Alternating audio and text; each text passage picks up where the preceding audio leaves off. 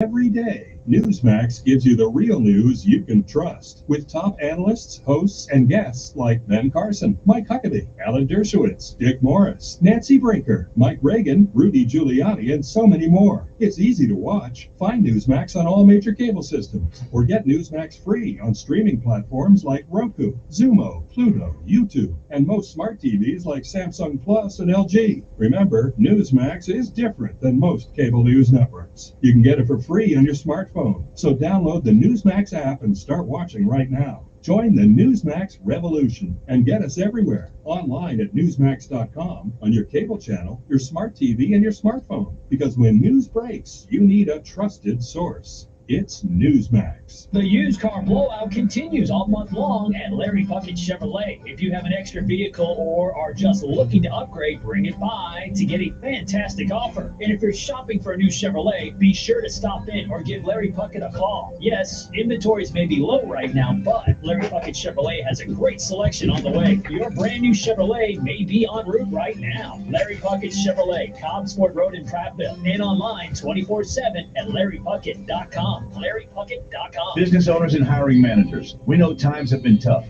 It's finally time to open back up. You need people who are ready, willing, and able to fill the positions you need to make your company thrive. Now, how can you find people who are right for you and your company? Cumulus Media is the answer. With our powerful, popular radio stations and laser-focused, affordable digital solutions, we reach the people you need every day. For help with your recruitment efforts, call Cumulus Media and Don Polo today at 334-240-2257. It's Mattress Firm's biggest 4th of July sale ever. Hurry in and get a king bed for the price of a queen or a queen bed for the price of a twin. Plus, get a free adjustable base when you spend just $6.99 on Sealy. Or save $500 on all Tempur-Pedic Breeze mattresses. With our low price guarantee, you can rest assured you'll get the best bed at the best price, only at Mattress Firm. Offer valid with qualifying purchase. Restrictions apply. Valid at participating locations only. For offer details, visit mattressfirm.com/sale.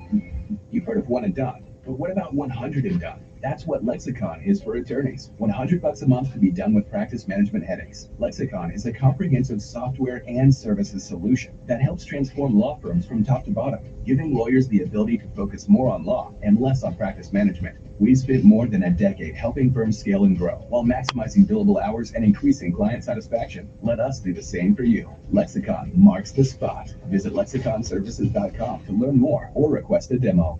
The Dan Bongino Show. The Republican Party owes Donald Trump a debt of gratitude. Weekdays from 11 to 2 on News Radio 1440. Your WSFA First Alert weather forecast on News Radio 1440. Partly to mostly cloudy skies for your Wednesday. Temperatures up to around 87 degrees. Maybe a little cooler the farther north you are. If you're north of US 80, you might not even get to 87. And it should be a dry day unless you're in South Alabama. That's where there's a 20% chance of a shower or storm. The humidity low this morning, but it comes back this afternoon. Tonight, we're down to around 70 degrees. It will be dry. 30% chance of a few showers and storms Thursday. And again, the same forecast for Friday with highs staying in the upper 80s. That's your First Alert forecast. I'm meteorologist Tyler Seabury for News Radio 1440. Montgomery Skywatch Traffic, brought to you by Brubaker Motors. It's better at Brubaker on News Radio 1440. Good morning, Montgomery. Right now, things are looking good. Nothing's being reported to send you on an alternate route. Interstate systems moving into the Tri-County area from Clanton, Albany, Greenville. No problems on 231 south out of Wetumpka or north out of Troy. They're both still carrying light traffic. Get ready for summertime fun at Midtown Plaza, Chop Shoot Carnival, Cato, Cricket Wireless, Young America Insurance, and more. Midtown Plaza and Street off of I-85, another great McClinton and Company development. Buckle up, it's the law for Montgomery Skywatch Traffic. This is Major Delay. For all your collision repairs, Chico's Knows. Located on Atlanta Highway just minutes from the Eastern Bypass. Call Chico's Auto Pros today at 239-9510. Chico's Knows. Good morning, I'm Jed Davis. Here's what's happening in the news on this Wednesday. Federal investigators are in Butler County right now trying to figure out what caused a deadly multi-vehicle crash over the weekend. Officials with the National Transportation Safety Board say 10 investigators are gathering information. We know there were 17 vehicles involved and 10 deaths. 8 of the victims, young children from a youth ranch. Initial reports indicate some of the vehicles hydroplaned on wet roads. In Dothan, police arrested a masseuse because of a hidden camera found in his business. 50-year-old Paul Meadows is charged with aggravated criminal assault. Police found video stored on a hidden camera. An investigation into Meadows began when a contractor doing renovations found that camera. If you haven't been vaccinated yet, WSFA 12 News is teaming up with ADPH to hold 4 Moderna vaccine clinics today. No appointment is necessary. Those clinics will be in Autauga, Bullock, Lee, and Montgomery counties at the health departments. You get all the specific information on our website, WSFA.com. I love Urban Cookhouse. They have such a variety of healthy salads, sandwiches, and wraps made to order from the freshest fruits and veggies. Urban Cookhouse is my favorite too, but you can keep your salad. I love their shrimp kebabs, lime marinated steak and chicken special. Their meats are cooked to perfection on green eggs right there in the kitchen. It's safe to say we can agree to agree. Urban Cookhouse is the freshest, tastiest, bestest casual restaurant in the entire river region. Open 7 days a week from 11 a.m. to 9 p.m. Located in East Chase across from Best Buy. Urban Cookhouse, simply the bestest. Ron's Roofing knows that when a storm damages your roof, it's hard to know what to do next.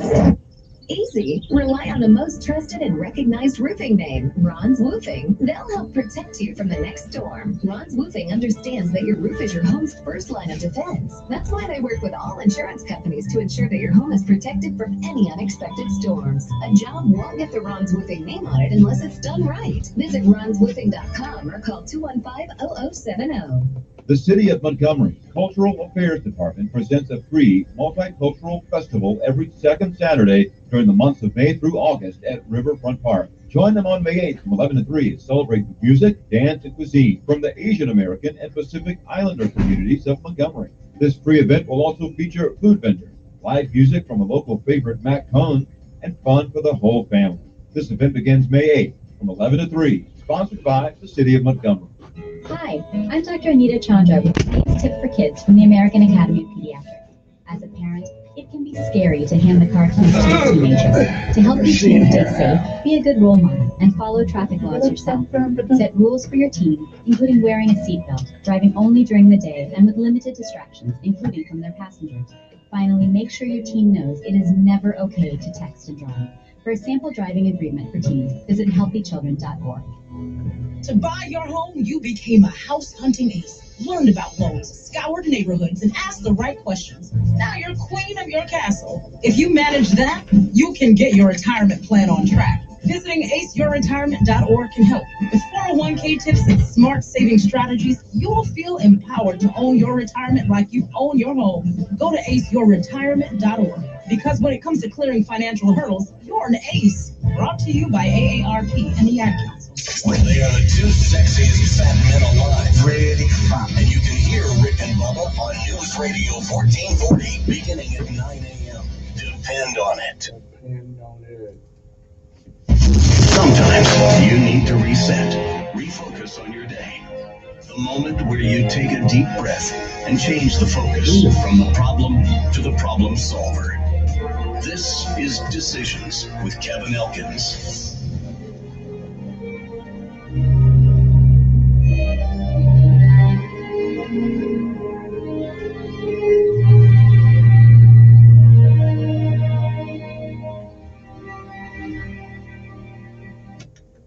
And good morning, Montgomery, Alabama. It's time to rise and shine once again, if you can, for it's another day that the Lord has made.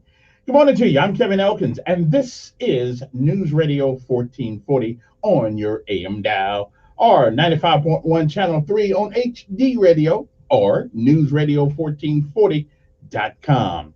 Or we got our app, we got our own app, News Radio 1440. Go to your app store and get it. It's free, doesn't cost a dime. Good morning to you. It is June the 23rd, 2021 AD. It is a day that has never been, and it is a day that shall never, ever come again. It is a once-in-a-lifetime deal, and once it's over, you don't get a do-over. You don't get to summon it from the past. You don't get it back. You don't get to come back and do what you should have done this day, and you certainly don't get to come back and undo the things that you did. So whatever you do this day, make sure that if tomorrow should be, you'll be proud of what you have done this day, June the 23rd, 2021. Like I say every morning, if you've lived a while, there's no doubt in my mind you've seen and heard some yesterdays. And if we are blessed and given the grace of God and a lot of mercy thrown in, we may, I'm not sure, but we may see some tomorrows.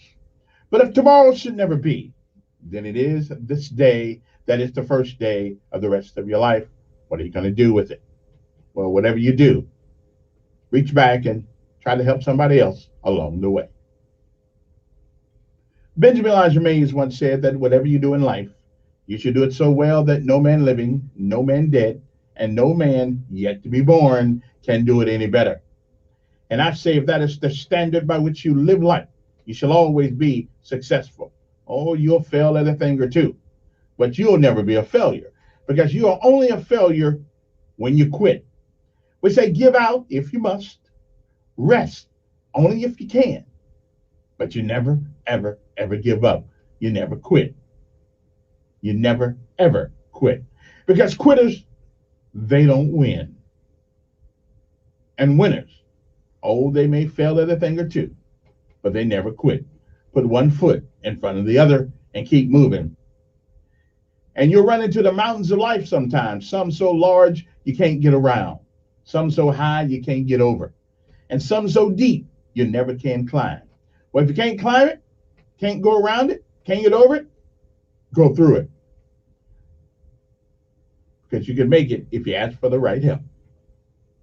But you never, ever, ever quit. You never give up, because quitters don't win. And winners, although they may fail at a thing or two, they never quit. It is time for our daily bread. Today's daily bread for June the 23rd, 2021 is simply entitled, Imagine This.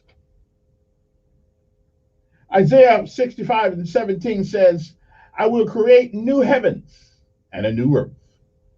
Imagine this. That's our daily bread for today, June the 23rd, 2021 AD. And no matter what happens this day, remember this. It is today as has been every day. It is a great day to be alive. Good morning to you, Montgomery. Time for our daily bread. Govern yourselves accordingly. Good morning to you. How you doing, Montgomery? Well, I hope.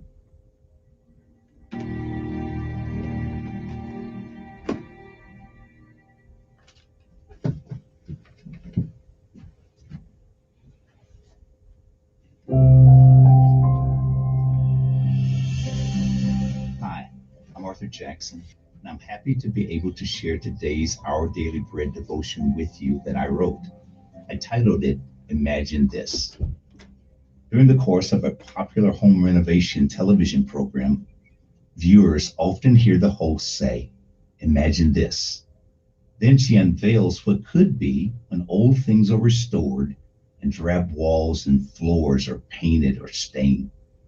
In one episode, after the renovation, the homeowner was so overjoyed that along with other expressions of elation, the words, "This is beautiful," gushed from her lips 3 times. One of the stunning Imagine This passages in the Bible is Isaiah 65:17-25. What a dazzling recreation scene. The future renovation of heaven and earth is in view, and it's not merely cosmetic. It's deep and real, life-altering and life-preserving. Verse 21 reads, they will build houses and dwell in them. They will plant vineyards and eat their fruit. Verse 25 says, violence will be a thing of the past. They will neither harm nor destroy on all my holy mountain. While the reversals envisioned in Isaiah 65 will be realized in the future, the God who will orchestrate universal restoration is in the business of a life change now.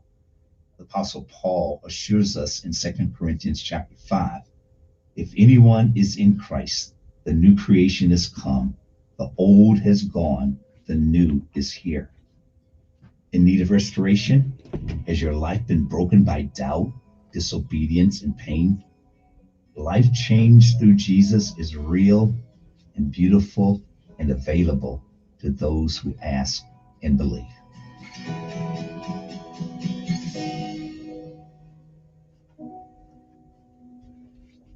Today's Our Daily Bread devotional scripture reading is from Isaiah chapter 65, verses 17 through 25. See, I will create new heavens and a new earth. The former things will not be remembered, nor will they come to mind. But be glad and rejoice forever in what I will create. For I will create Jerusalem to be a delight, and its people a joy. I will rejoice over Jerusalem and take delight in my people. The sound of weeping and of crying will be heard in it no more.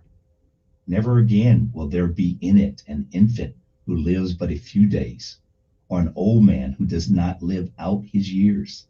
The one who dies at 100 will be thought a mere child. The one who fails to reach 100 will be considered accursed. They will build houses and dwell in them. They will plant vineyards and eat their fruit. No longer will they build houses and others live in them, or plant and others eat. For as the days of a tree, so will be the days of my people. My chosen ones will long enjoy the work of their hands. They will not labor in vain, nor will they bear children doomed to misfortune. For they will be a people blessed by the Lord, they and their descendants with them. Before they call, I will answer. While they are still speaking, I will hear. The wolf and the lamb will feed together, and the lion will eat straw like the ox, and dust will be the serpent's food. They will neither harm nor destroy on all my holy mountain, says the Lord. Let's pray. Dear God, thank you for taking us and loving us just as we are. Thank you also for investing in each of us to mold us into the people you created us to be and to make us into images of your Son. It's in Jesus' name we pray. Amen. Today's encouragement was provided by Our Daily Bread Ministries.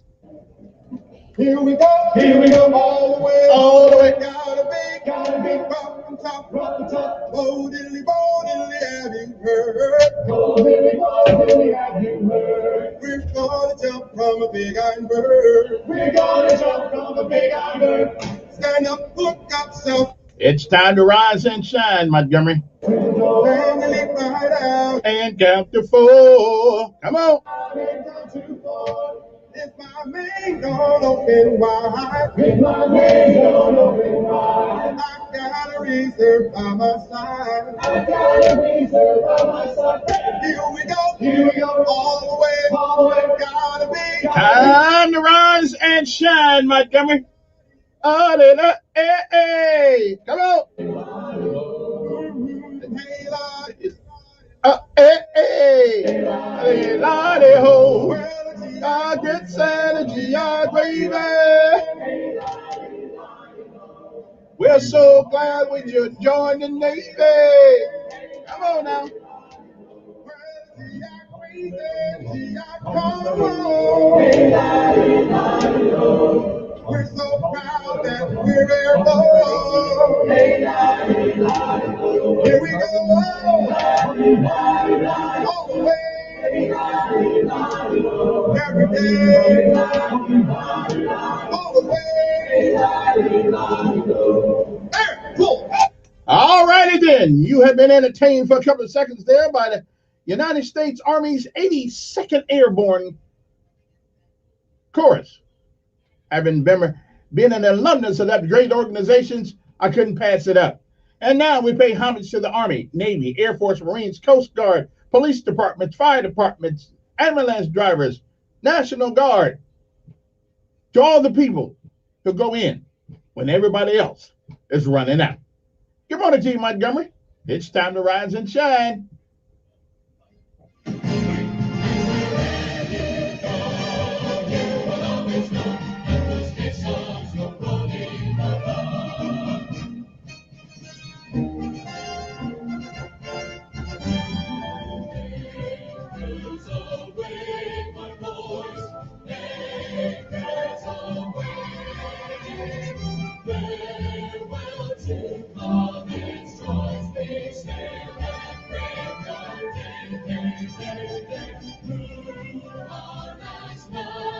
Until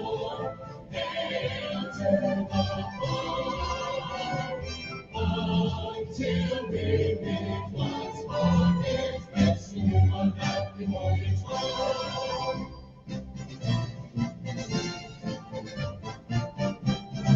We're always ready for the call. We place our trust in Thee. Through how we fail and shout and shelter win our victory. Send us righteousness of God, our pledge and motto too. We're always ready to or die. I can stand if I for you.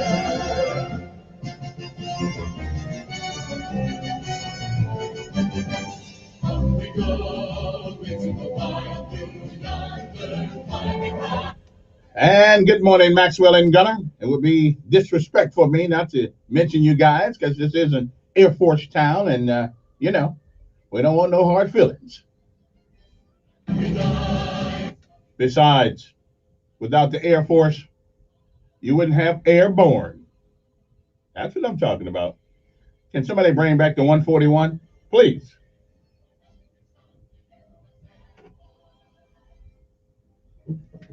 And last but certainly not least, the United States Marine Corps.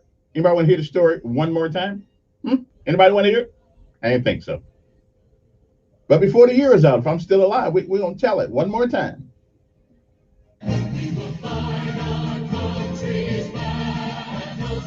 All I wanted was a set of those dress blues. Now, I didn't want to buy them. I was going to earn them. But not at the expense of one thing. I'll tell you about that one of these days.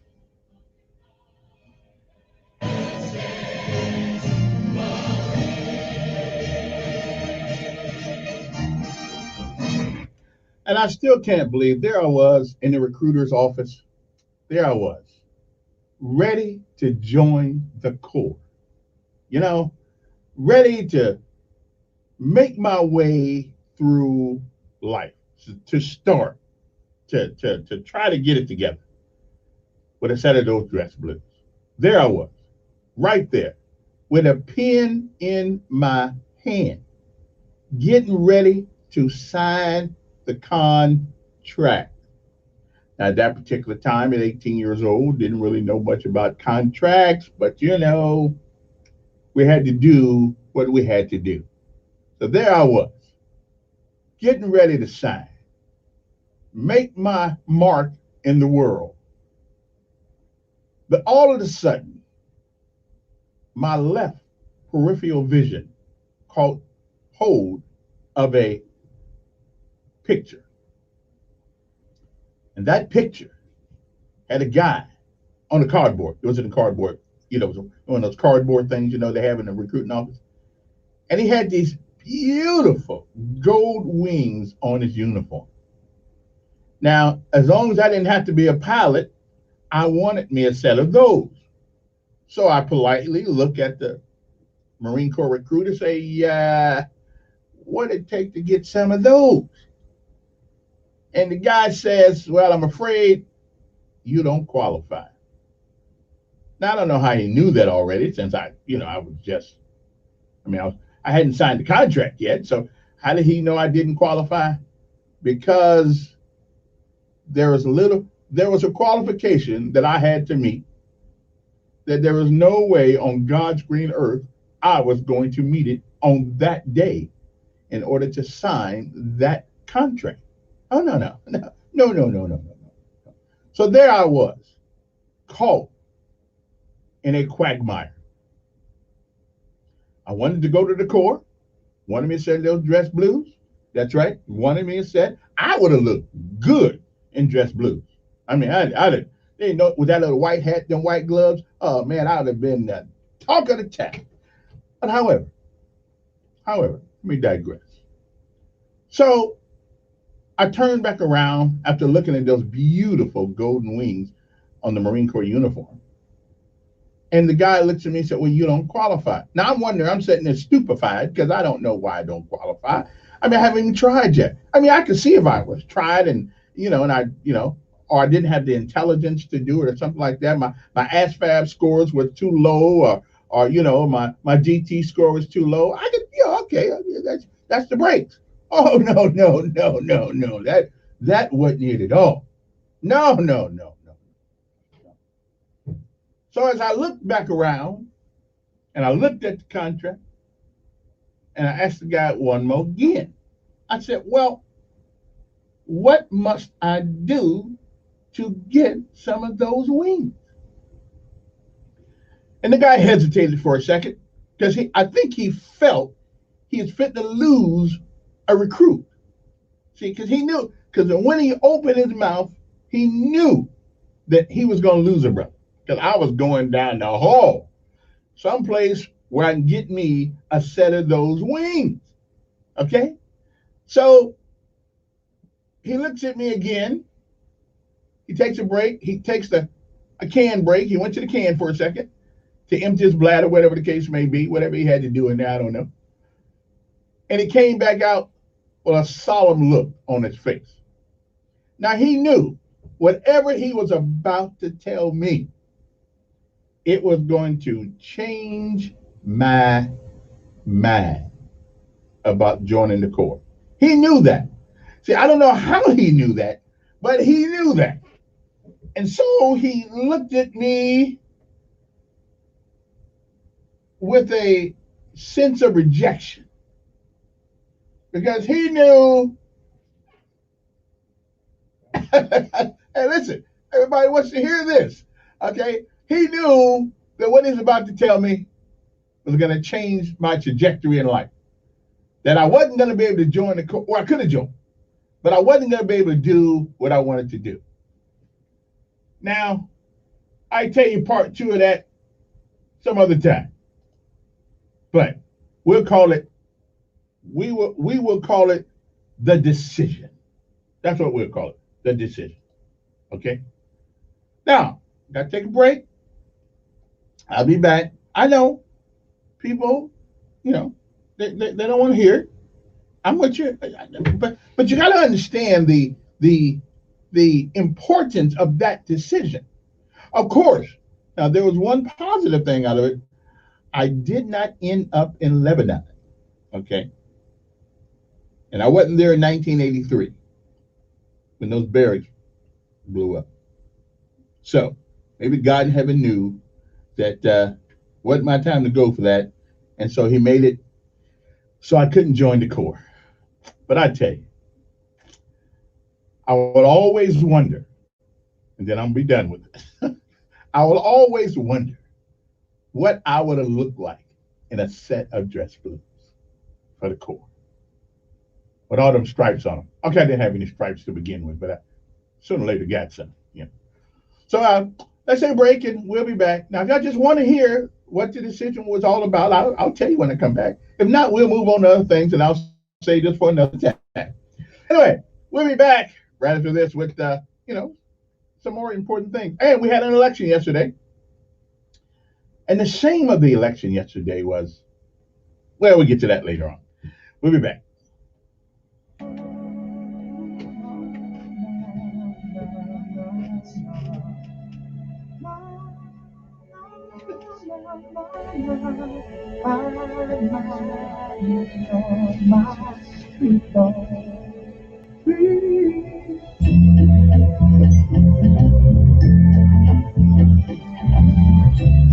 Weather forecast on News Radio 1440. Partly to mostly cloudy skies for your Wednesday, around 87. Hey, I never say forget the past. I said don't live back there.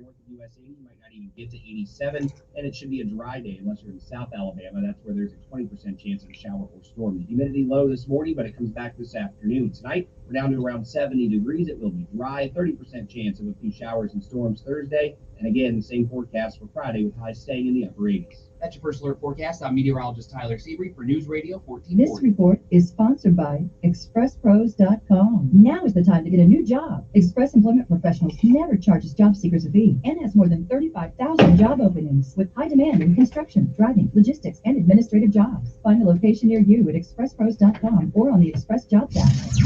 Montgomery Skywatch traffic brought to you by Brubaker Motors. It's better at Brubaker on News Radio 1440. Good morning, Montgomery. Right now, the good news continues. Still no major problems or accidents are being reported. Move on, we don't Anyone on an alternate route. Interstate system. Okay, I'm moving on. It'll be all right. Slowdowns or reasons for an alternate route. Keep listening. We'll keep you posted. The number one selling car in America, it's Toyota Camry. And there's only 30 left at the Reinhardt Used Car Supercenter. Better get the color and style you want in a hurry at Reinhardt Used Car Supercenter. Buckle up. It's the law for Montgomery Skywatch traffic. This is Major Delay. For all your collision repairs, Chico's. listen. Highway just minutes from the Eastern Bypass. Call Chico's Auto Pros today at 239-9510. Chico's knows. Is it time your window blinds or shutters looked as beautiful as the rest of your home? Well, Just Blinds is your local source for affordable, top-of-the-line blinds, shutters, shades, drapes, and more. Just Blinds, located on Highway 31 in Prattville, has been Central Alabama's trusted source for window coverings for over 30 years. Visit our Prattville showroom or visit Just Blinds at gojustblinds.com. That's gojustblinds.com. Matt Parsley here from Budget Car and Truck Sales. Wells Fargo, Capital One, AmeriCredit, Ally, Chase, and local credit unions, they've all set out to generate loans in the Montgomery-Prattville market. And Budget Car and Truck Sales has been chosen to host this event, setting a goal to write 116 loans by the close of business this Monday. Regardless, more than 20,000 lucky recipients will receive an invitation to this sale, to be held at Budget Car and Truck Sales this weekend. If you've received an invitation by mail, you're approved. If you didn't receive a notification by mail and you qualified in the past, you need to get to Budget to get pre-qualified again. Now, special bank lenders will be on site for fast and easy financing. 100% credit approval is our goal. Door prizes and fun for the kids. Get to Budget today to get these exclusive deals with the banks and lenders that want to say yes. Budget Car and Truck Sales, 2 great locations, 61 Mendel Parkway next to Fraser Church, or all new in Prattville, 508 McQueen Smith Road. See us online, buybudgetonline.com. That's buybudgetonline.com. If your family depends on your income and something happened to you, what would happen to them? You need life insurance, and SelectQuote can help you get it at a price you can afford. SelectQuote found Jacob, 40, who's in excellent health, a 10-year, $500,000 policy for only $19 a month. Not in perfect health? Don't worry. SelectQuote found Tanya, 40, who has type 2 diabetes, a 10-year, $500,000 policy for only $32 a month. We shop companies like Protective, Prudential, American General, and others to find you the company with the best rates. Give your family the security they need at a price you can afford. For your free quote, call 1-800-885-8811. That's 1-800-885-8811. Or go to SelectQuote.com. That's 1-800-885-8811. We shop, you save. Get full details on the example policies at selectquote.com/commercials. Your premium could vary depending on your health, issuing company, and other factors. Not available in all states. It's Mattress Firm's biggest 4th of July sale ever. Hurry in and get a king bed for the price of a queen or a queen bed for the price of a twin. Plus, get a free adjustable base when you spend just $6.99 on Sealy. Or save $500 on all Tempur-Pedic Breeze mattresses. With our low price guarantee, you can rest assured you'll get the best bed at the best price, only at Mattress Firm. Offer valid with qualifying purchase. Restrictions apply. Not at participating locations only. For offer details, visit mattressfirm.com/sale. You've heard of one and done, but what about 100 and done? That's what Lexicon practice management headaches. Lexicon is a comprehensive software and services solution that helps transform law firms from top to bottom, giving lawyers the ability to focus more on law and less on practice management. We've spent more than a decade helping firms scale and grow while maximizing billable hours and increasing client satisfaction. Let us do the same for you. Lexicon marks the spot. Visit lexiconservices.com to learn more or request a demo. He is the voice of the conservative millennial, the Ben Shapiro Show. They're not going to be willing to keep the government shut down. Today at 3 p.m. on News Radio 1440.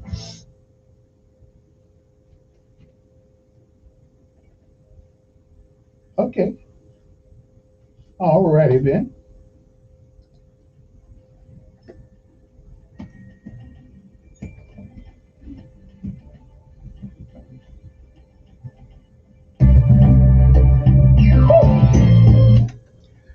Okay, I don't know who's calling me already, but I gotta get my thing going here. Okay, but I'm gonna do this. I'm gonna break my rule, and I'm gonna go to the phone.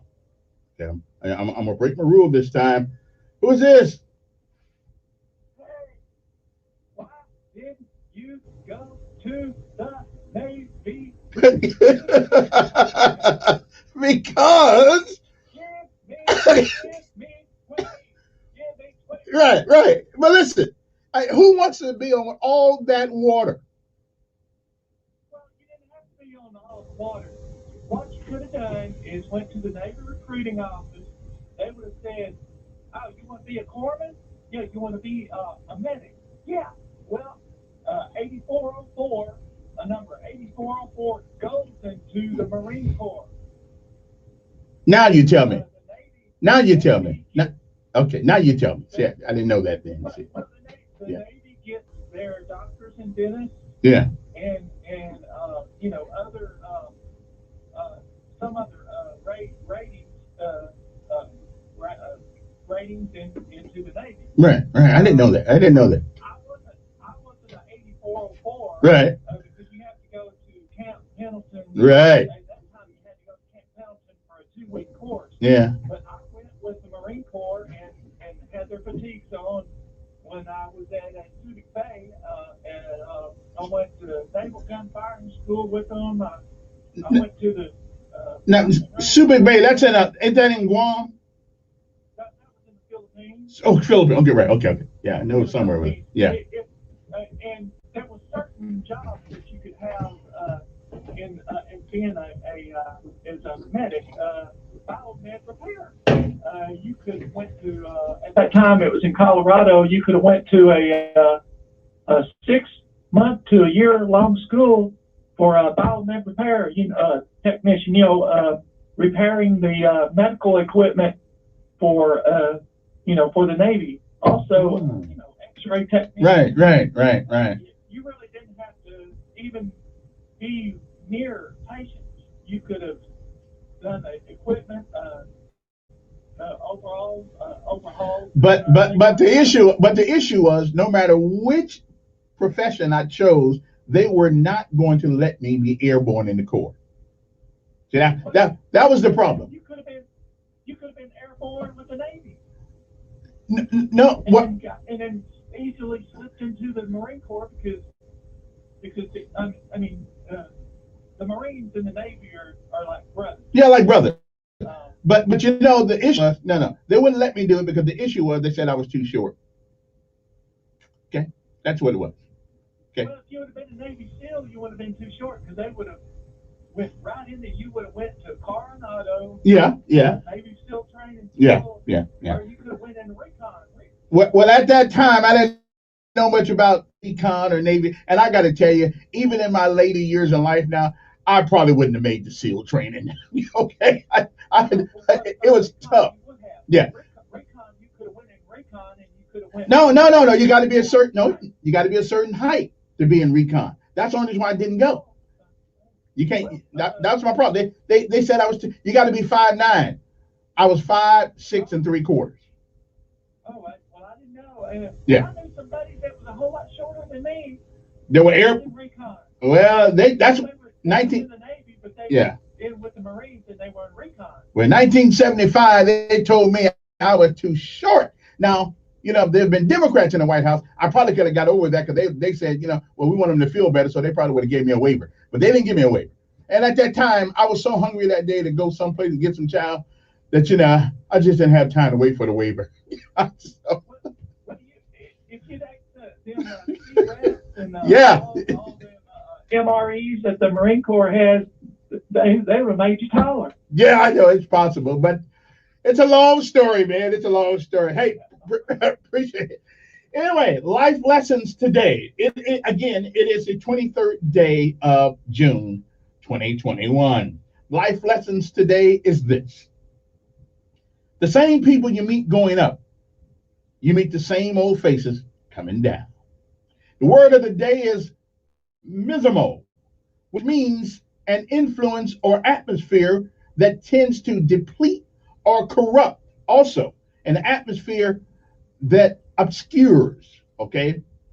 Mesmo, So if you actually get a counseling session and they said Elkins is sort of miserable, well, that means that you probably won't be there long. I'm just saying, you might want to think about that.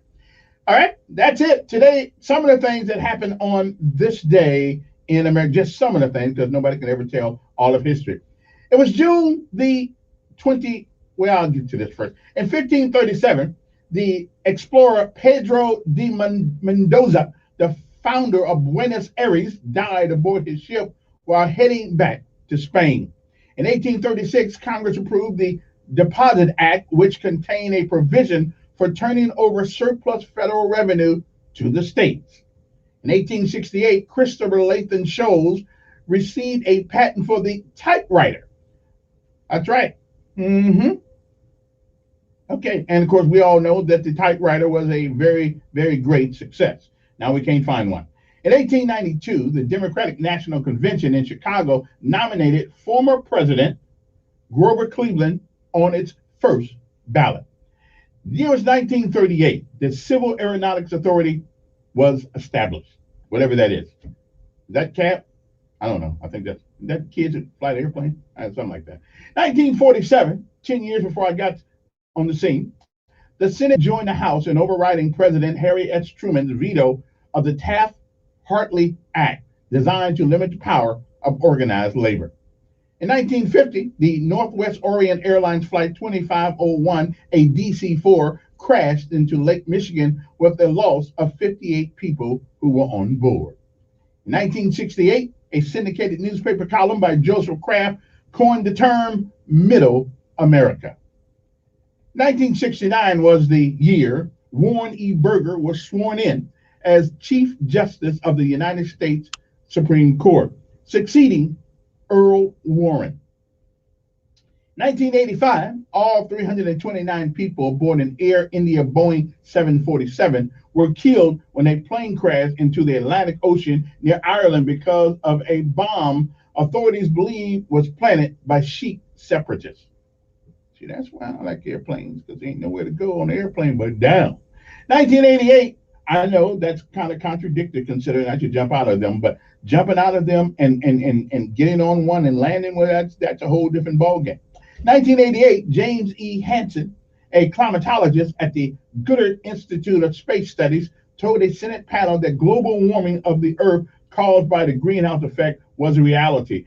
I am still trying to get my head around global warming, okay? I don't believe in it. I don't think the science is there to prove it. However, but I do believe that man can do things that causes us to be put in predicaments where the heat of the sun will mess with us.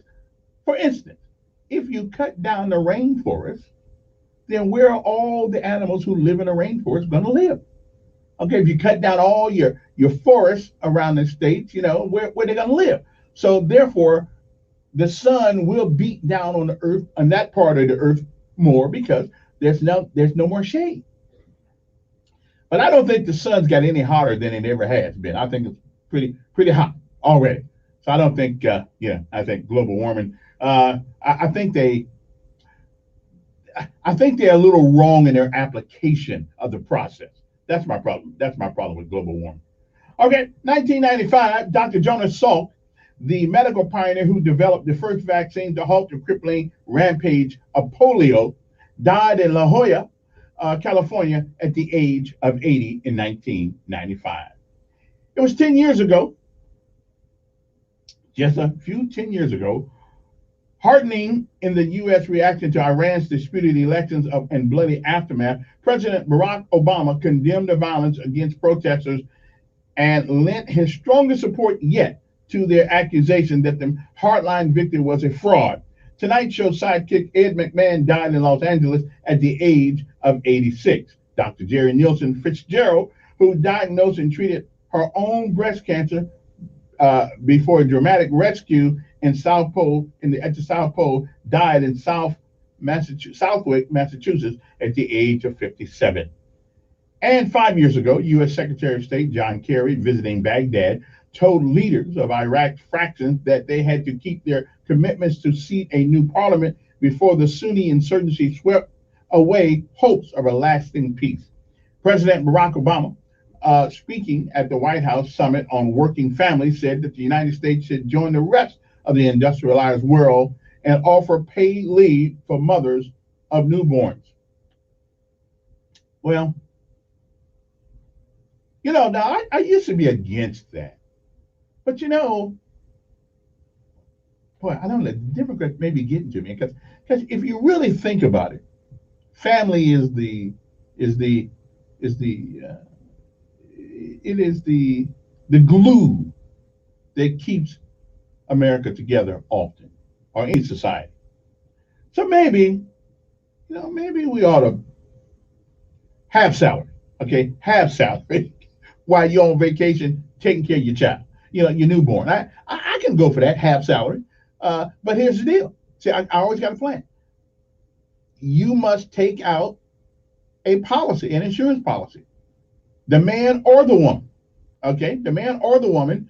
And if they want to sit home, for a couple of weeks and they want to get paid for that, now I know some women are going to say, well, but I'm trying to be fair here, because it did take the man and the woman to make the child. So they both probably want, a little some time off there to bond and all that stuff, So as long as, if you take out we call it the pregnancy insurance, then okay, I'll give you half pay. Where you going? It probably wouldn't be insurance. It'd be like a pregnancy policy. Okay, bad idea, but I'm trying to be fair here.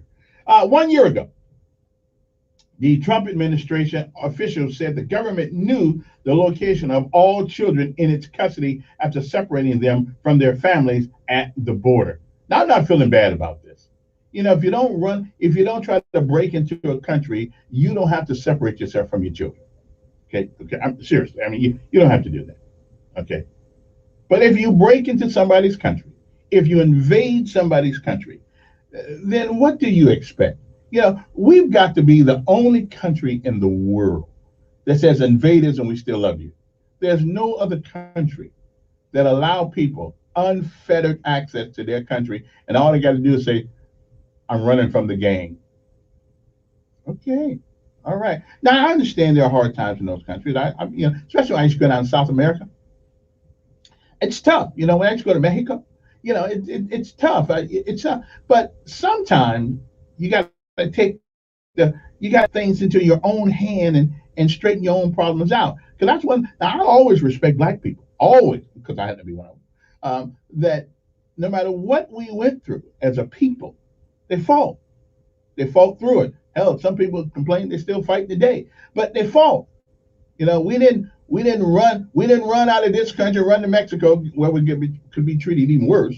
And so I'm just saying, sometimes you got to fight your own battle, and then every once in a while there's some help. Because see, I wouldn't mind coming down and get rid of that corrupt government down in Mexico. I wouldn't mind. I'd have went gladly, because I like to see people have an opportunity. Now, if they squander that opportunity, then that's something else. But I like to see people have an opportunity to be successful in life. As long as they didn't do anything that was wrong. Okay, I'm just saying. Just might want to think about that. What else is going on? Trump administration. Okay. And separated from their families and the border and was working around. Okay. The Vatican Tribunal convicted a former Holy See diplomat, Carlo Capella, and sentenced him to 5 years in prison for possessing and distributing child pornography. Never have figured that one out yet. And we had a runoff race yesterday, but that's not the news. The news is the absolutely deplorable participation in the process. That is the news. Now, I don't know if the deplorable amount of people that participated in this process, if that can be blamed on the candidates for not really getting out there and not really advertising. It seems that the machine got behind one person, but not a very good machine either, considering the few people that came out to vote it. They got about 20-something thousand people, and as my understanding, maybe what 700 came out, something like that. I mean, it's a shame, but maybe the fault is on the people that are running. You know, maybe they're not energetic enough. Maybe they're not interesting enough. I don't know what it is. What now? When I run, see, a lot of people are gonna come out and vote just so they can vote against me. That's cool, but I don't care who you vote for. But get out and vote. Partake of the process. When we come back in the next hour, we're going to spend some time on this election. We're going to spend some time talking about has it done any good for years to keep voting for what we call representation. Have the people, especially black folks in Montgomery, have they really benefited from the representation that over the year, I've been here since 91, and I can tell you that there has been no significant, upward mobility, at least in certain parts and aspects of Montgomery, than there were before I got here. Or when I got here, it hasn't really changed. So we need to talk about, and there are a lot of things to talk about. Somebody once said, was it Albert Einstein who said that the definition of insanity is doing the same thing the same way you have always done them, but you expect different results. Yeah, I'm with that. Okay, insanity. You guys have been voting the same way for all these years, and now you got to the point that you don't want to vote because you really don't see. Well, you keep putting the same kind of people in office. What can I tell you? Vote for me. Nothing else will happen. I'll shake it up. We'll be back right after this.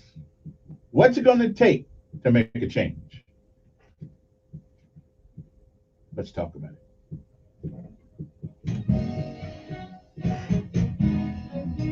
News update on News Radio 1440. Never you call. What's happening in the news on this Wednesday?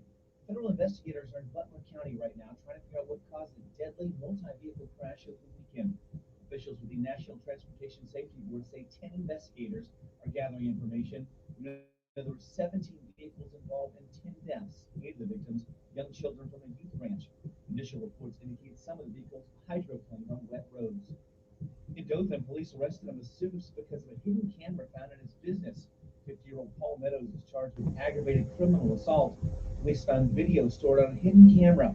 An investigation into Meadows began when a contractor doing renovations found that camera. If you haven't been vaccinated yet, WSFA 12 News is teaming up with ADPH to hold 4 Moderna vaccine clinics today. No appointment is necessary. Those clinics will be in Autauga, Bullock, Lee, and Montgomery counties at the health departments. You can all the specific information on our website, WSFA.com. News Radio 1440 WLW. And 95.1 HD3 Montgomery, a Cumulus station. This is the CBS World News Roundup, your home for original reporting. I'm Cammie McCormick. The Delta variant is alarming health experts. It accounts for 20% of COVID cases in this country. Correspondent Omar Villafranca is in Branson, Missouri. Here in the Branson area, only 1 in 4 people are fully vaccinated. And that's left a lot of people vulnerable in this tourist town with its Ferris wheels and all the shows, right at a time where they're about to see the biggest crowds of the year. Dr. Anthony Fauci on CBS this morning. It will be the dominant strain among those areas, those regions of the country where the vaccination rate is lower than we would like.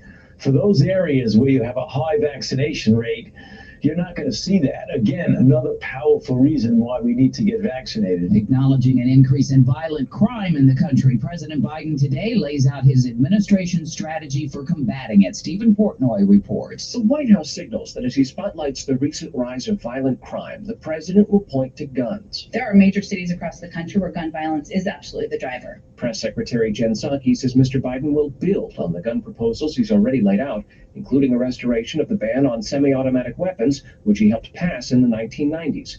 Despite the views of many in his party, Psaki insists. The president has never supported defunding the police. Instead, she says Mr. Biden supports enhanced funding for community policing. The Biden administration has taken down several websites linked to Iran, accused of spreading disinformation to American voters. Correspondent Elizabeth Palmer. The blocked sites were all news operations run by the Islamic State, including the English language Press TV, the Arabic language Al Alam, and 3 news sites run by Iran's proxy, Hezbollah. This as nuclear talks continue with Iran. In Afghanistan, as thousands of interpreters and others wait for U.S. visas, Britain has taken steps to protect some of its workers as troops withdraw. Vicky Barker has more from London. The first Afghan interpreters who worked with the British military have arrived in the UK as part of a relocation scheme. They flew into Birmingham Airport and went straight into COVID quarantine. After that, they'll be free to begin new lives here. More than 3,000 Afghans are expected to be resettled under plans that were accelerated after the U.S. announced its pullout. As many as 18,000 of their families are still waiting for U.S. visas because of a backlog. Italy's prime minister says Europe should brace for a large inflow of migrants from Afghanistan.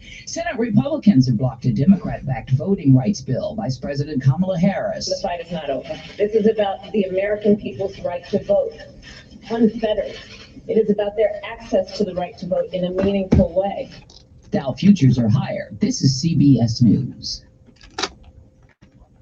CBS News Radio is your home for breaking news. With our team of reporters around the country and the world, we give you the coverage you can trust. You know, if you feel like you're stuck with a healthcare plan that isn't affordable or you simply don't like it, right now is a great time to switch to MediShare. The typical family saves $500 a month when they join MediShare, and what's more, they like it. MediShare has double the customer satisfaction rate compared to the typical health insurance plan.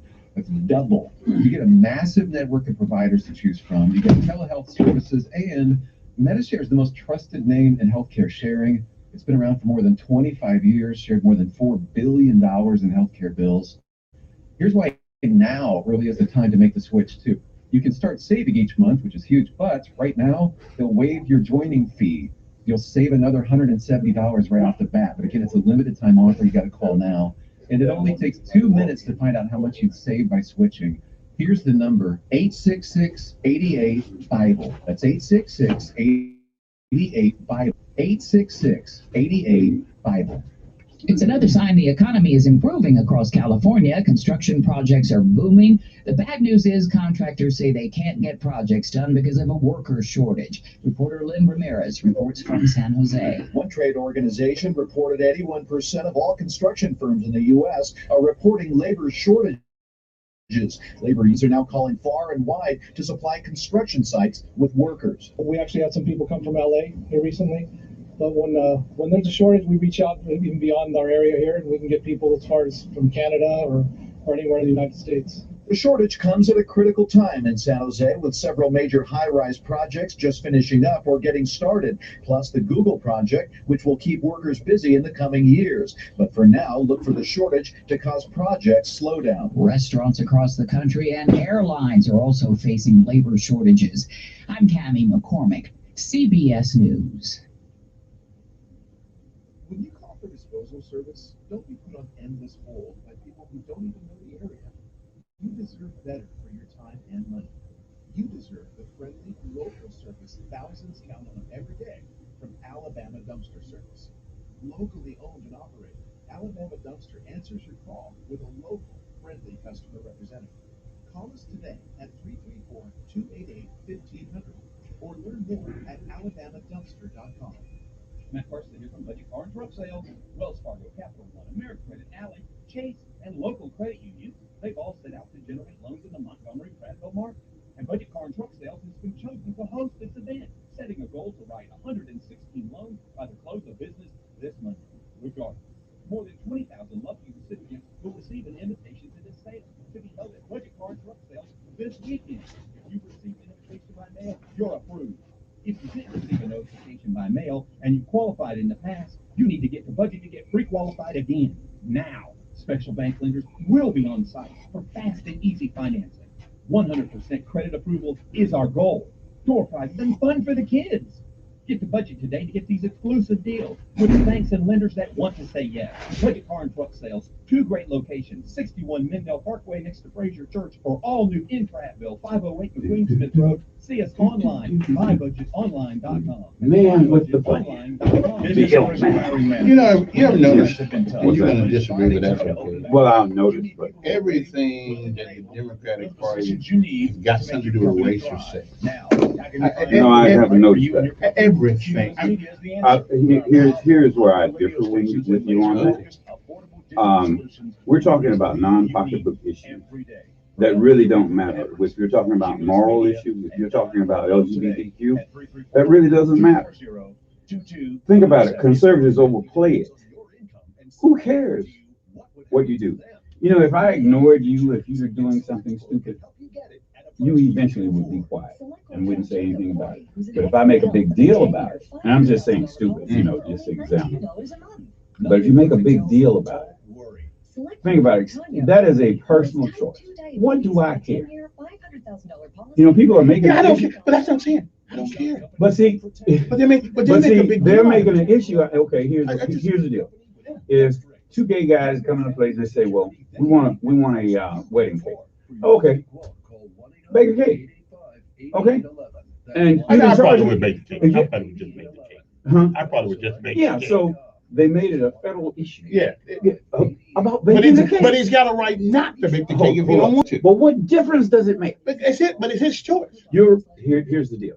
They made a big, okay, you or I would have baked the cake, right? Would we have taken it to the Supreme Court to say, no, I have the right to bake a cake? Because that cost me more than a bunch of cakes. Yeah, so it's an issue that's really a non-issue. Bake the cake. The charge go to another baker. Well, there you go. See, they're trying to force the issue. See, both of them forced an issue. And see, that's when you get into it. See, regular people don't force the issue. People don't want to be told what to do. Right. You know, either you bake my cake or you can't bake my cake, or you're not. I'm gonna make you bake my cake, or I'm not gonna bake your cake. You tell me to. Hey, don't like knowing. See what he do? He baked the cake, and this special cake cost $1,000 more. There you go.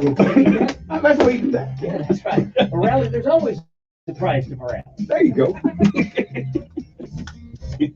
And good morning, everybody. It's 7 something this morning. 7. Okay, 7:08 in the morning. You know, it's Wednesday. You know, and we're getting back to we're getting back to what everybody's saying they want now this year. They want something when things get back to what they were, but we'll never go back to exactly the way we're doing things back in the day. This COVID thing has got us all a little bit discombobulated, but make it through. Hopefully, it's Wednesday. Don Jenkins with me this morning, like my older brother. You know, I cut him some slack, you know, sometimes. But so the conversation of today. Yesterday there was an election, a runoff election. I got a feeling there is a possibility. Now there's a possibility that for the first time, District 78 could go Republican.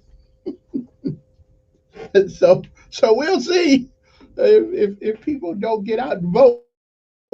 The possibility that Lorena Grant will be your next representative over there in District House Seat 78. I doubt it. The math is not there.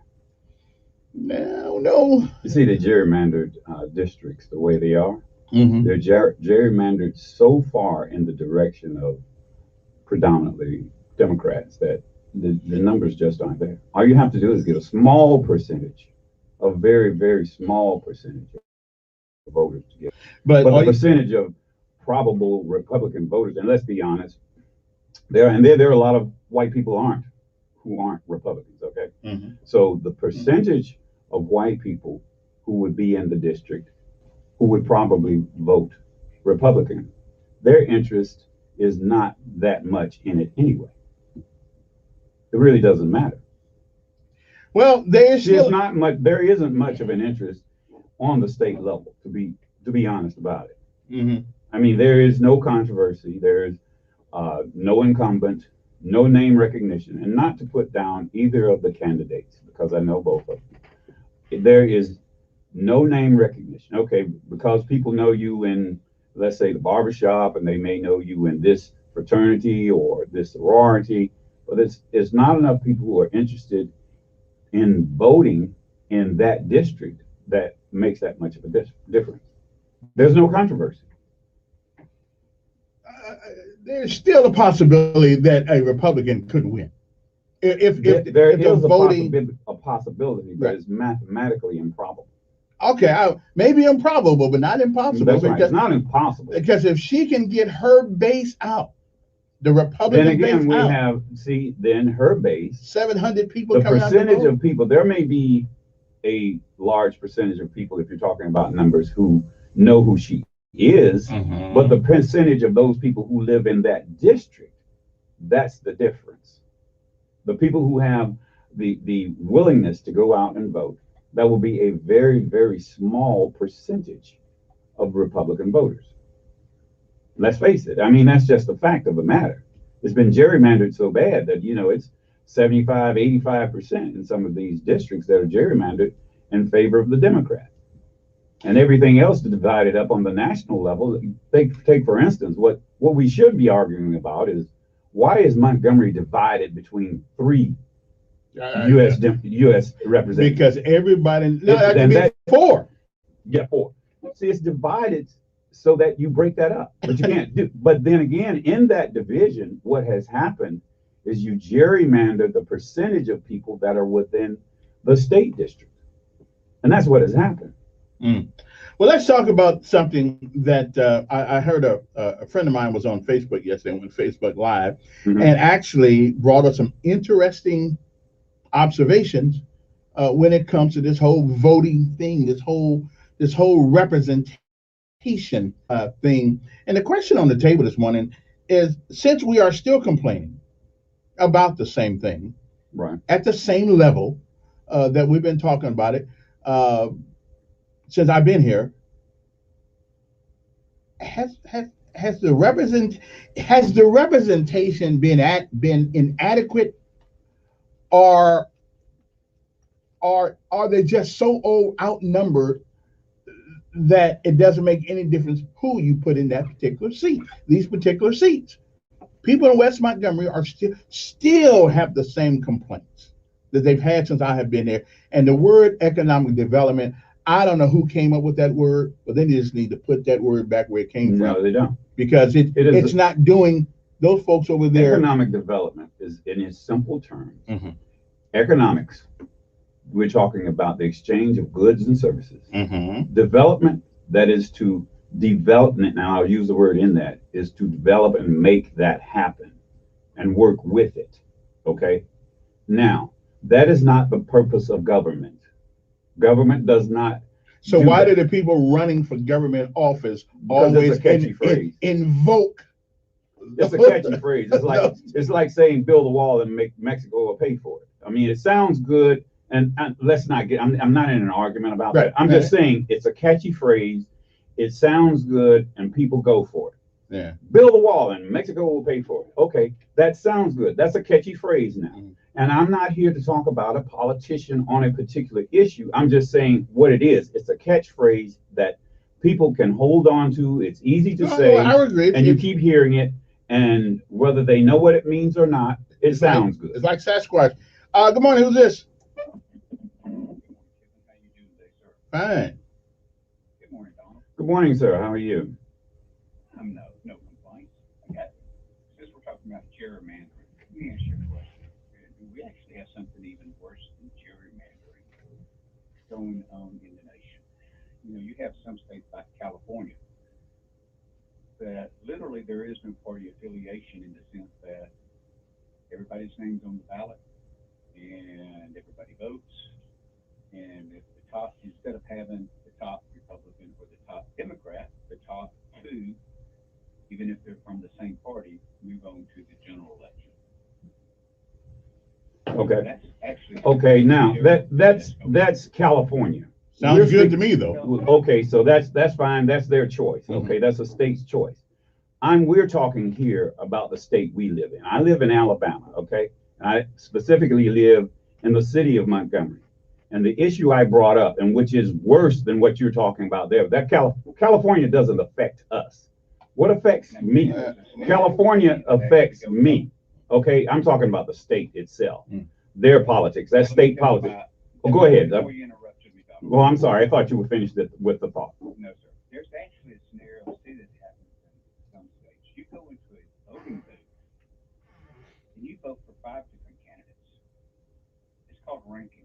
I vote for candidate A. He is my first choice. I vote for candidate B. He's my second choice. I vote C, D, E, F. And then everybody, when it comes to tabulating, everybody who's candidate A that came in first place would get, say, 5 points. Candidate B, that had the most B votes, would come in second place, et cetera, et cetera.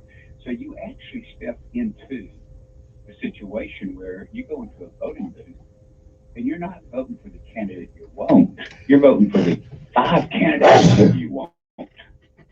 And I bring all these different scenarios because, yes, they are different states, but there we had the House and now the Senate version. We're going to enact federal guidelines on states that what they think should be the norm instead of allowing under the Constitution states' rights. I mean, let's be honest. We have Representative Sewell, I believe is her name. Yes. Unless her district was gerrymandered, we wouldn't even have one house. No, change that. If she's gerrymandered, part of her district is Montgomery. Another part is Birmingham. If she had all of Birmingham or all of Montgomery, she would still be elected. Or if she had none of Birmingham. If she had all of Montgomery, she would be elected. If she had Do you agree or disagree? Would she be elected? Do you agree? Or if she had all of Montgomery, she would be elected. Do you agree or disagree with that statement? No, I'm not going to agree with you, disagree, because I'm going to tell you. Well, I asked you a question. You're the one that said she wouldn't be elected. I want to see why you're saying she wouldn't be elected. I would say if she had all of Montgomery or Birmingham, yes, she would. Just as equally, if she had none of Birmingham or Montgomery, she would not be elected. Our issue is gerrymandering. Let's get back to it. But I'm not trying to interrupt you but I want to get the point out. It's gerrymandered so bad that the 2 largest cities in Alabama are part of her district. Now, what sense does that make? They're not even the 2 largest. Montgomery's the 5th largest city in the Okay, well, the 2 largest metropolitan areas in the state of Alabama are Montgomery and Birmingham. Okay, that's another argument. Okay, however large they are in population, there are not many cities bigger than Birmingham and Montgomery in the state of Alabama. Will you agree with that? Huntsville and Mobile both are larger. Okay. I'll give that to you. Okay, but my point is the population is so large in those 2 cities that if she just had the population of either one, she would win with the numbers that are Democrats in both of them. I agree. Okay, now we can agree then. She would not be elected. And here's the problem. Gerrymandering was, believe it or not, named after the first time it ever happened in 1700. It was conducted by whose last name was gerrymandering. And that's why the term stuck. No, I would personally believe, I would like to say, okay, everybody's name goes up on the bulletin board, regardless of party affiliation. Everybody across the state votes, be it for senator, be it for House of Representatives.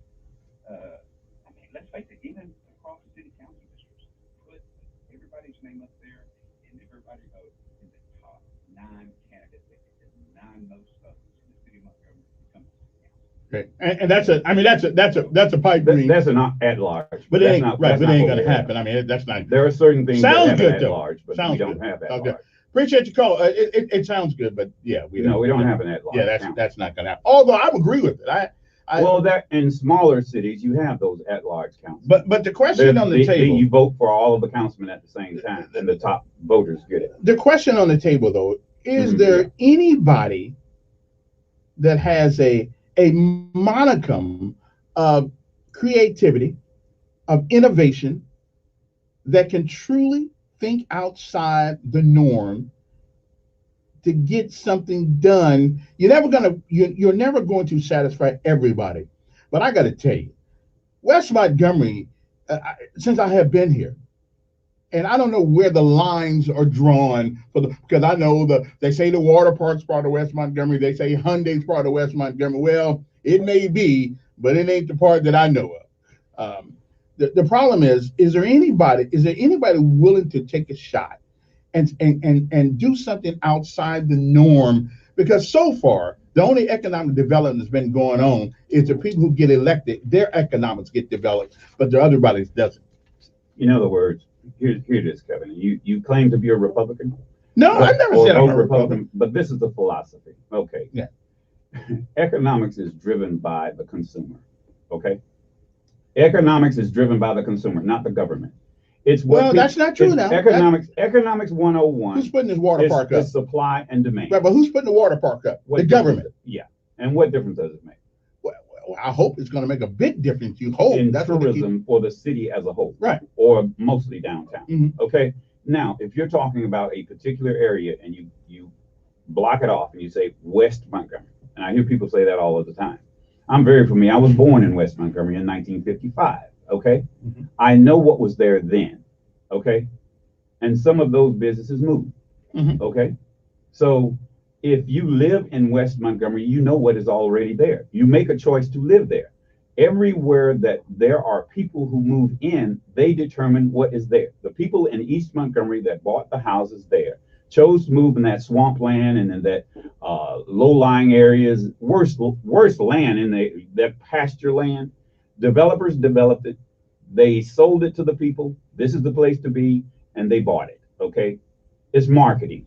That's right. all it is. But the question is, all cities in the United States of America do that. Right. They have an area that you have the affluent. That's true. You have an area where you have the less affluent. But and that's everywhere. Wait a minute. Like you told Bud, I'm only interested in Montgomery. Right. And in Montgomery, the question is, has representation served the people, the least of these, as well as the others?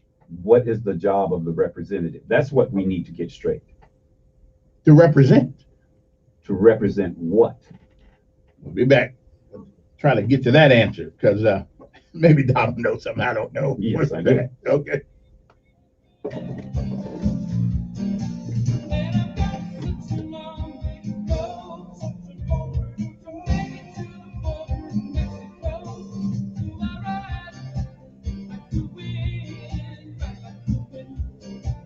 Forecast on News Radio 1440.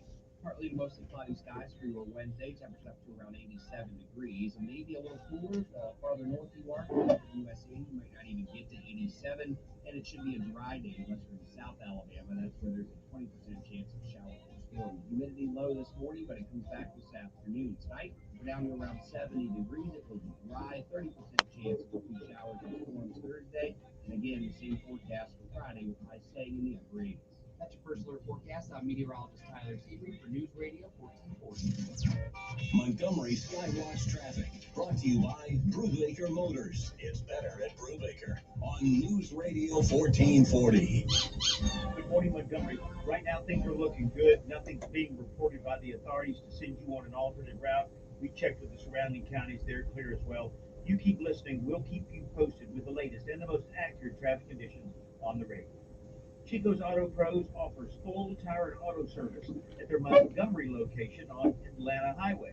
Everything for your vehicle in one location. Chico's Auto Pros, 239-9510. Buckle up. It's the law. For Montgomery Skywatch traffic, this is Major Delay. Ron's Roofing knows that when a storm damages your roof, it's hard. What do you know about what happened over there on Whitley Road? Nothing. Don't want to know. Ron's Roofing. They'll help protect you from the next storm. Well, you don't have to know. Right.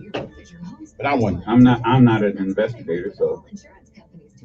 I don't want to. protected from any Someone is dead. It is quiet. It's an investigation. Yeah. What something has happened. What I do know, I wouldn't even say and repeat because people want to take things in a direction that they don't need to go. So that's why, yeah, I know more than maybe some people do, but that's not important. What I know is not important. I'm not a judge, and I won't be in the. And I don't But think it does anything seem, goes to the it judge. does seem awfully. I leave that to the urban issue hunters. Okay, But it they does- want to bring up issues and. But it doesn't bother hunt that, issues. that. I'm not an urban issue hunter. Yeah. I don't hunt for issues to complain about when there is no issue. Well, the man is dead. And that's for sure. That's for sure. And normally we get some information about. No, you're playing it up. How much information do you have about all of the deaths of all the people who were shot? You have about as much information about all the people who were shot in Montgomery when it was black on black crime as you do about that. I'm Queen Latifah. My mom is younger than anyone I've ever known. But you play it up. Growing up when life got I mean, the hard, urban issue hunters play issues up. after her heart failure diagnosis, Every person that's been shot in Montgomery this year, my family. do you hear anybody talking about it? Strong. Together, we're Well, we did hear about when it happened. That's it. They were shot. Doesn't have to steal. That's all you heard. For simple steps you can take to help prevent. Now, what more information have you heard about every murder in Montgomery? So urban That's the issue point. hunters make an issue of a non-issue. Now, tell me how much information you have about the person who was shot over there off of High Street. How much information do you have about the person who was shot out there on Carmichael Road? How much information? I can go down the list of the 20-some people that were shot. You don't have any more information about those than you do about the one who was shot on Woodley Road. Unless they've captured the person who's done it, if they ran away or whatever. We know who did it. We know who the shooter was. We know who the person is dead, and that's it. Now, why did they do it? Do you know? Do you know why any of those people were shot? Do you know what they were doing when they were shot? No. So the same thing. That's the urban issue hunters raising an issue that is a non-issue. Every moment can be. Now, I can tell you why he was shot, But they can be loud but you wouldn't want to hear it. moments, dorky moments, it doesn't matter. Do I agree with him being shot? Well, I know why he was shot. I know why he was shot. You know vaguely why. Vaguely, but my issue with You that. know the whole issue of that. Well, I don't know the whole issue. That's what I've been trying to find out. But I do know one thing. I personally don't think a person should be killed over a theft of a. I agree with you. of a- But on the other hand, then again, it ain't right to be going to people's place, steal it. it's not what you do, it's how you do it. You know, so Do you think he just, do you know all of the information? Do you know if he said anything to the person who shot him? All right, then. well, Do you know if he's ever said anything to the person who shot him? no, I don't. All right, then. Well, that's what I'm trying to find out. No, you're not. Anyway, we are back. Good morning, everybody. 860-1440 is the number here. Good morning. Who's this? Good morning, Mayor. Good morning, Donald. Good morning, sir. Good morning. Donald, would you not agree that the county and the city both gave huge incentives for that water park to be built? Okay, yes, I agree that they did, yes. So that developer, if the city and the county didn't do that, then they would have probably picked another site. Probably. And that has gone on across the city with other projects where the city or the county has pumped in money to induce them to get them to do it.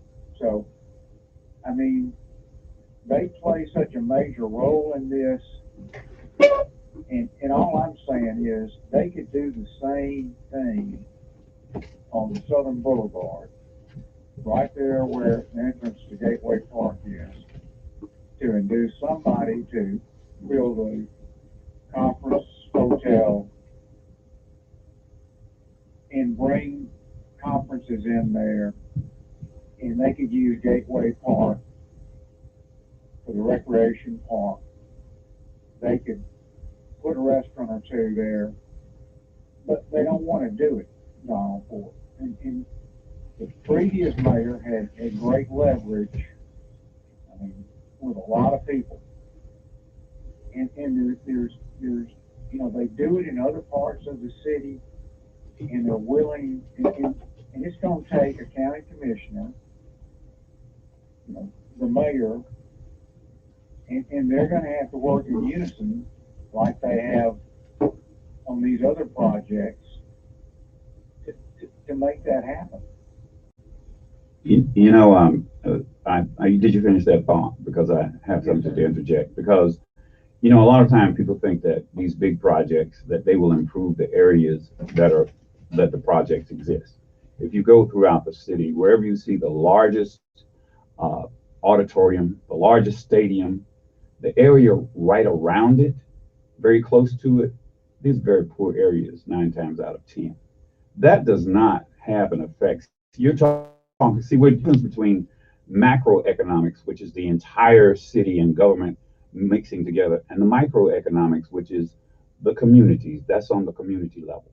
That has to happen from the private sector.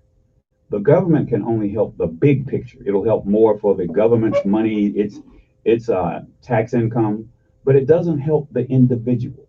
If you put that water park over there, it'll be just like Disneyland. If you go outside of Disneyland, there are poor areas right outside of Disneyland. But it has a lot of, in Disney World, it has a lot of money there. You go to Atlanta, you look at the big stadiums, right outside of the big stadiums, the neighborhoods closest to it, they're just rundown communities because suburbs don't move next to big stadiums, okay? You'll have poor people move next to these big projects. So that doesn't help West Montgomery. It will help the city as a whole in tax income, but the houses around those won't improve. People won't move in there. You won't have people moving from the suburbs into that area. That's exactly, it's just the fact of the matter. If we understand economic development is not moved by government for the individual. It works for, as a whole, the city, and we all benefit from it in small part, but not individually. Yeah, and great point. You know, as far as improving and getting people to, but it's just like with East Chase, and it's just like with downtown. But what you're doing is you're giving people, the people that have a feeling about West Montgomery, that nobody cares about it, that it's been written off. And all I'm saying is to do something to give people the feeling that the mayor, the county commission, and if they do that and take the lead and say we're all in on having some kind of project, that it will induce business, not people to live there, but it'll give people a sense of feeling good about themselves that, you know, they count too. Well, and that's all I'm saying. Well, I understand, but you know, my mother lives in West Montgomery, and what I do, I don't feel it's lost. What I do is I help my mother keep her house and around her house looking very nice. And that's what matters. If other people did that, if you care so much about West Montgomery, go over there and work with the people or move in. You have to move, you have to live there. You can't say you feel good about a place and you live somewhere else. You see, I feel good about where my mother lives in her particular house because I go there nearly every day and try to help make that area look nice. Now, if other people don't do it, I don't worry about that. And the same where I live. I have to improve where I live. And then if I care about it, then other people will. Not the government. I don't ask for the government to do it. No, and I don't ask for the government to do it either. And I did the exact same thing you did. My mother lived on Marshall and 4th for 50 years. And until the day she died, I went over there and cut the grass and made sure the property was right, presentable. So it didn't matter what the other people did or how they felt about the area. It matters what you felt. You felt good about it because that was your mother. Right, but the grocery stores and the decline of shopping, like when Sears used to be there, But the decline, steady decline, that the city seems not to care about. And the projects like widening Bond Road, keeping Bond Road spit shined and clean, they don't do it on Fairview Avenue. And they've been promising forever they were going to widen Fairview Avenue and make it more. I mean, you about run into a telephone pole. If you move 2 feet off the street. But I guess one day in a land far, far away, somebody will say, that we need to do something over there. Yeah. All right. Have a good day, Don. Appreciate it. Same to you. Good morning. Who's this? Yes. Good morning, sir.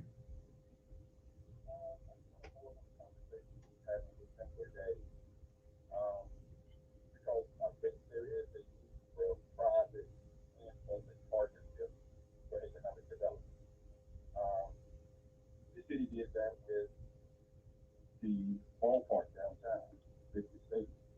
That was the economic catalyst to revitalize downtown. And then thriving, you have to have a thriving downtown. But what I would offer is, you think that the Whitewater Park, is that West Montgomery? Did you consider that West Montgomery, Devin? I've heard that's what they say. It's in West Montgomery. So. So would you think that will develop the whole former Riverside area, that whole Maxwell Boulevard? You think that part would be a catalyst for West Montgomery? Well, that was Kevin answered that. Actually, that's downtown development to me. You could see, we get into schematics. If you call that West Montgomery, I call it downtown because that was part of downtown development. It used to be part of District 3. Now it changed over to the West Montgomery, but it's still physically, I always call Riverside and all that area downtown because that's where it is. It's within walking distance. Yeah, that's a longer way from that. Now that's West Montgomery. You could cut through. We walked from Riverside when I was a boy to play with our friends. Cut through that area to get to Edgewood. I mean, Yeah, that's a long way, but I wouldn't call that I would call Gibbs Village West Montgomery, and I would call the area around Riverside downtown because you can actually see downtown from Riverside. what would you call the airport and how it is? That would be West Montgomery. So if the F-35 were coming, they're going to bring Moton $1 jet and the hangar and all that development come with the F-35. No, because that would be development of the airport area. People don't develop around airports. You'll have, and the way we're set up, and probably like Atlanta, you'll probably have shuttles that'll go from the airport to downtown because no one really wants to live right around the airport. But you don't think businesses would come to have, those happy jobs that are not going to be making that kind of things in the airport? They're not going to live around the airport. In other words, businesses, they'll probably come, excuse me, I'm sorry. Businesses will move around the area where the people will be, and that will be mostly around downtown. You will see more growth around downtown, the downtown area, but not specifically. The closer you get to downtown and further you get away from the airport, that's where the development will be. So all of those jobs that are going to be outside highway, that's not considered development. No, not for the individual. That's I call it macro. That is on the big level. On the smaller level, when you're talking about private business, all those people with those jobs, they're not going to live near the airport. They're going to get in their cars or they're going to get on a shuttle and they're going to go probably to East Montgomery. And when they go to lunch, you don't think restaurants and other establishments will come out that way? Won't be close now. We'll have to see. Okay, but again, and then that goes back to the basic conversation we wanted to have today. Then where is our representatives to change that paradigm? Where are the people to ask the representatives? They don't know what to ask. Well, that's the problem. See, if you don't know what you're talking about, you can't ask the question. But their job, since they are the representatives, They represent. it is their job to come up with those questions as well as answers. That, in other words, right now, we have a race that's coming up, District 1. Mm-hmm. Okay. The people who want to represent that district, they're not begging the city for things. They already have in mind, and probably in that race, you'll have an administrator to win that race, a CPA administrator, because he understands economic development. Now, he's not claiming that he's going to bring this and bring that and bring this, and the city's going to do that. No. I don't expect him. His job is to manage it. Right. But you expect that from Black City Council. No. That's what I always hear people say. Well, I'm talking about the mayor. Yeah, I mean, I do expect him to. What I'm saying, it's representative. Yeah, but again. And the same thing goes on the state level. Then what does well, let me take this one call if I can go to my last break. Then we'll get to the question. Good morning, you're on air. Good morning. Yes.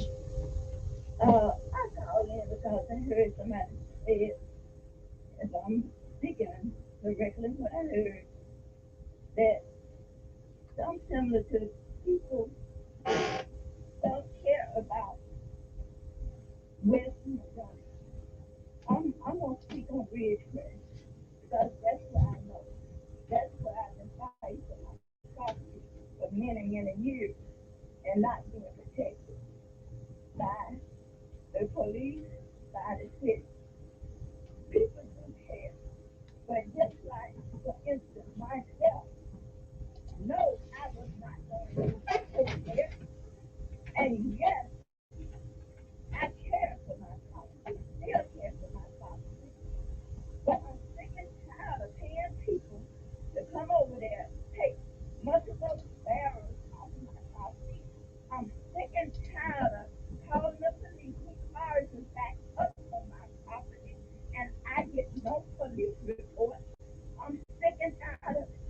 And not only me, it's other people that care about their property, but tired to spend their money. And like I said, But those sound like complaints for your representative. oh, believe me, why you think Tracy Locken didn't represent me? Because I talked too much you did. Because I helped that attorney on. Why you think Bobby Wright came to me? Because I helped him on, and he turned on me. Don't say I don't talk to my representative. Well, I'm saying that's an issue, though. That is an issue for your representative. All these things are happening to you. I mean, I Mhm.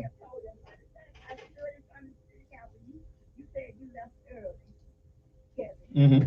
But I stood there. I'm going to talk to the city about my office. Since I've been back, talk to them that's down there in office now. The person who's over in Ridgecrest, talk to them about the law. Before I left in 2013, 2014, I talked about one today. People are tired of not being protected, just like the mayor sit there when I talked and I read my sign. You promised transparency. Mm. When you were the people you consider, nobody is transparent. Don't say I don't talk. And other people that talk, and other people that try to get together. They don't. Mm. Okay? Yeah. Don't care about that area. Read them and we don't work for that area. Okay. Well, he didn't say the people who own the property didn't care. The caller is saying that the politicians don't seem to care that much about. Hmm. Huh?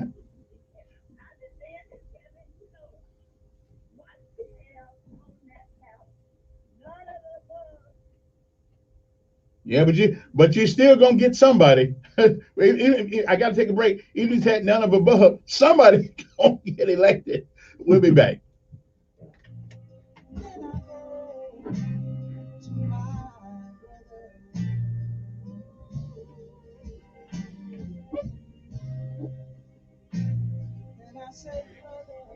ExpressPros.com. I wish all this was on my right Express Employment rather than on my left. Oh, yeah. And has more than 35,000 job openings with high demand in construction. Maybe you need to rearrange. Administrative jobs. Find a Completely. If it was up to me, I would. But I'm just floating around in the water. I got you.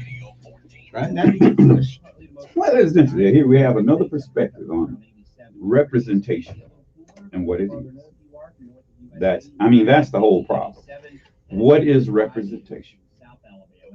And again, And what is their duty? I think we are to confused. be advocates for the most part. For Yeah, you their be an advocate. constituency. But here's the deal. Whose job? See, we're placing a lot of emphasis on the wrong individual. Well, I know that the state representatives, a lot of They're the things we- legislative right, body. Right. And what can the legislature do? The city council is the closest. They're the legislative body. Right. So, in other words, what have I done as long as you've known me? I've placed legislation there to make a difference. But the See, it was the legislation. In other words, I didn't go down there arguing saying, do something for me. This is the legislation. You are on the cemetery authority. What did I talk about? When I was on the radio, I always talked about legislation that not one individual could do, but the Right. entire city But that council. legislation is supposed to do something. It is supposed to. So I'm giving you an example, Right. off air, so I'm not trying to pat my own head, But but the what I'm problem- saying the is, problem it's is- the legislation that makes the difference. We have legislation, and even it's not No, necessarily. you don't have specific, it's not for individuals, it's I for get everyone that, as a whole. but there's no, every group is made up of Okay, here you go. individuals. You identify the problem, okay? After you identify the problem, what needs to be done to fix it? And how much does it cost? Okay? Now, that's what was evaluated in that situation. This is the problem. This is what it'll take to fix it. And this is how much it'll cost. And who's gonna pay for it? Now, all of that was thought out very carefully and very thoroughly. And if you do it in a way that it doesn't affect everyone, then it's easy to get it done. Now, that's what happened. The only time anyone even has to pay the cost of doing that is when they choose to be buried in the city of Montgomery. So everyone who chooses to be buried here pays that cost. So that, you get what I'm saying? I gave you a scenario of what is the problem? What does it take to fix it? How much is it gonna cost? And who's gonna pay for it? Okay? Now, that's what needs to happen. If we can come, you're just saying West Montgomery, okay, what's the problem? What does it take to fix it? Okay. How much is it going to cost? And who's going to pay for it? Not available in all states. Now, that's how economic development works, period. Pearson podcast with his very I just gave you a lesson there in class. Joe Rogan. And I'm not gonna give you any homework. And I've been hearing about that lesson since I've been here, and unfortunately. No, you haven't. I haven't heard anyone say that. I haven't heard Right, any. right. But I'm That's just saying. what issue, what urban issue hunter has said, what I just said.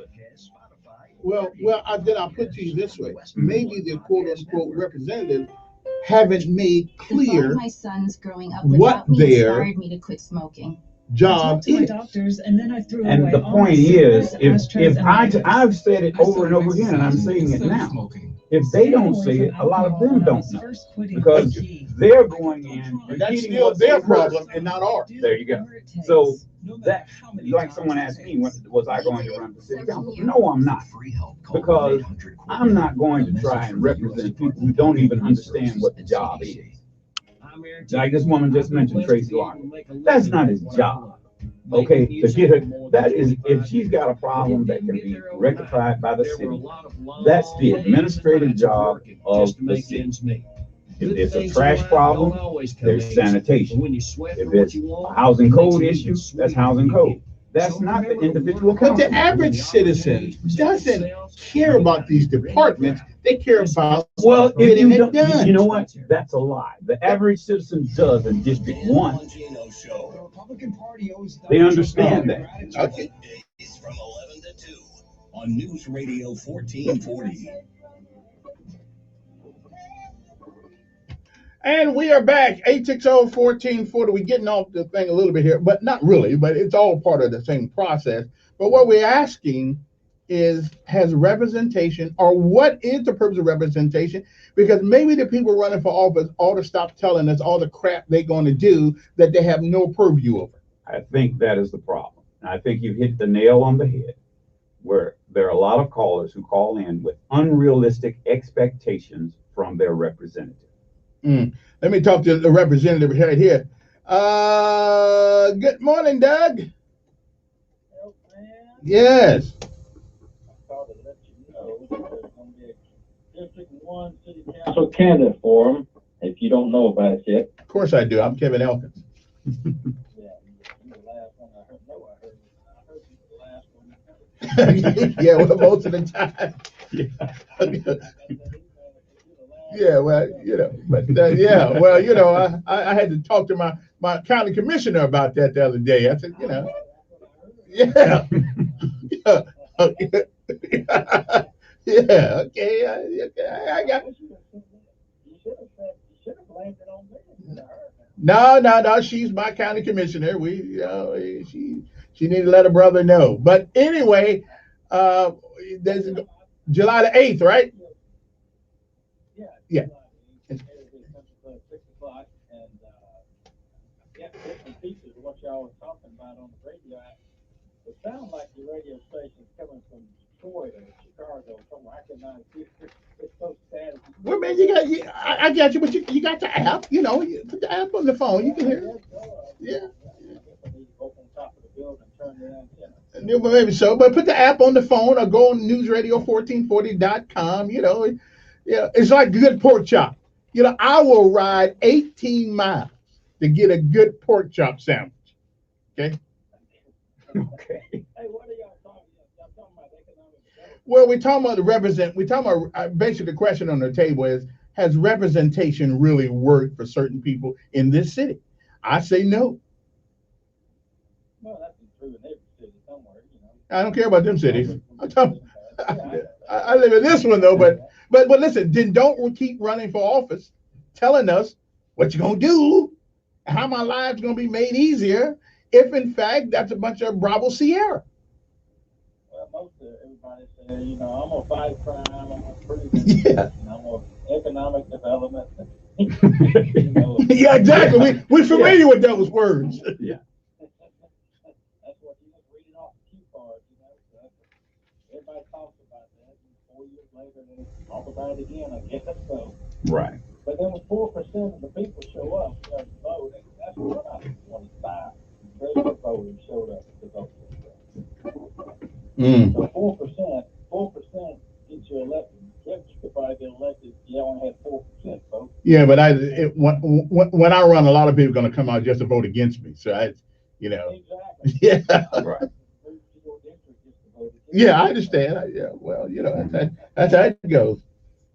But I'm glad to hear. I think Donald's on the radio with you. Yes, I'm here, and good morning to you. I'm so glad you're on there, because the only time we ever get any really good information and common sense when you're on there. So Well, you know, I think Kevin takes again umbrage though. with that. Now I have said on many occasions we are actually surrounded by 7 universities.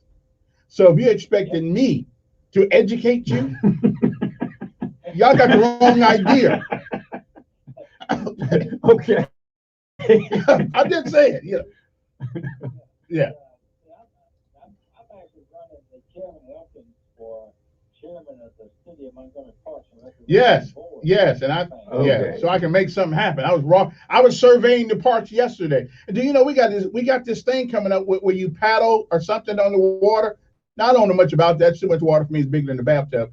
But I didn't know anything about that. Did you know anything about that? I've heard something about it. I'm not quite sure about it. Okay. I know your attention on the radio so static. I heard something about Gateway Park. Right. We were talking about Gateway. Well, Kay told me that we are trying to put water in the bathrooms out there, so that's good. You know, so the ladies don't have to come all the way back. You know, in the back, because it was a glorified porta toilet, but we're gonna try to put a little water in there. Yeah, put a little water in there to so people can wash their hands and take care of the hygiene when they go in there and things of that nature. Right. Yeah, I know there have been some talks, some meetings, and discussions about trying to do something out on that. Well, as the future president, right, as the future president, chairman of that board, you know, my job is to get out there and make stuff happen, brother. Well, we talking about something a little bit bigger than what you and I on that board. Yeah, listen, but you got to start small, you know, then work your way up. Yeah, work your way up. Well, yeah, but that's true. But hey, it's better than no water in the bathroom. Better than no water. That's right. That's right. And just think what I could do as mayor. Okay. You know, you were mayor now. Yeah. Yeah. Let's get the mentoring program last night. The next Tuesday night, I need you there. We're going to be at Trinity Presbyterian Church at 6 o'clock. We have our first graduation, and we've got about 12 to 15 mentors who have gone through the 4 weeks of training. Okay. They're going to be there for the graduation. We're going to have the young people there too. We had them there last night. Had a good, great. Okay, Trinity. That is that's Bart. That's Bart Church. No, that's Eastwood. You said Trinity Presbyterian. Is that the? South Coast. Okay, I think it's where my good friend Clay Teague goes, I believe. Yeah, well, I think he does go there. Yeah, yeah. Okay. Yeah, you nice big old church. right. You know, I know all the big wigs in town. You know. Yeah, we'll have dinner at 6 and just a short graduation type ceremony, celebration, go entertainment from Young Road. Okay. And, Who in the world is that? You don't know Young Road? No, I guess. Roosevelt Williams. He's a local entertainer. Does a little rap type, but it's all good. That's why I don't know. Yeah. I mean, it's good stuff. It's not the Okay. stuff. And, Well, okay. Well, I'll see if I can get him on before we do that, because I gotta hear what I gotta see what he pushing. Is Donald in the studio with him? Yeah. Yes, I'm here. How come you ain't got anybody down there yet? Because I've been telling everybody, as long as you've been vaccinated, you can come on down. I'm glad you ain't told that. Yeah. You told me, so. Well, my bad. That's young people saying, when they say my bad, that means that it's my fault. Okay. Because I know you. Losing my support. You might lose my support. Okay. Listen. Okay. Well, yeah, but I'm the only one that can make things happen. So, you know, I mean, it's better to put me there. Yeah, good or bad. That's true. Hey, appreciate it. I don't have time for any more calls. Again, we're getting back to, has representation actually worked? Or have the people running for office really, do they have a full understanding of their power and presence and their abilities? And maybe they should stop promising things that they have no earthly idea how to get done. So that is something. Is it working? That, my friends, is the question. And we'll be back right after these messages. News update on News Radio 1440. Good morning, I'm Jeff Davis. Here's what's happening in the news on this Wednesday. Federal investigators are in Butler County right now. The elk man. You've got people thinking a little bit, I think. Those that are capable of it. A lack of that ability.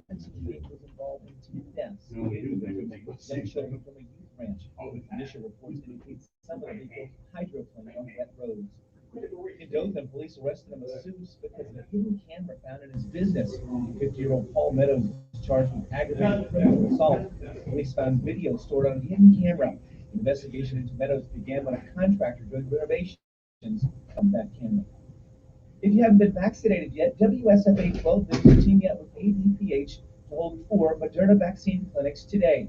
No appointment is necessary. Those clinics will be in Autauga, Bullock, Lee, and Montgomery counties at the health departments. You get all the specific information on our website, WSFA.com. News Radio 1440 is WLWI AM Montgomery, a Cumulus station, also heard on 95.1 HD3.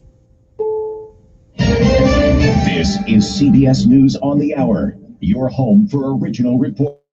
I'm Cammie McCormick. The Delta variant is spreading, and it's making a lot of unvaccinated Americans sick. Dr. Stephen Edwards says it's responsible for nearly 90% of the cases at his hospital in Springfield, Missouri. Virtually every single patient in the hospital with COVID is not completely vaccinated. Dr. Anthony Fauci on CBS This Morning says a lot of those getting sick are younger Americans. When you do have a virus that is much better at a transmitter, children are clearly going to get more likely infected than they would have with the original, for example, the Alpha variant. It accounts for 20% of the COVID cases nationwide. Senate Republicans have succeeded in blocking a Democrat-supported federal voting rights bill. CBS News correspondent Laura Podesta reports. The yeas are 50, the nays are 50. With the Senate chamber divided along party lines, the Voting Rights for the People Act, pushed by Democrats in the White House, fell significantly short of the 60-vote threshold required to defeat a Republican-led filibuster. Hoping that their party's efforts to suppress votes and defend the big lie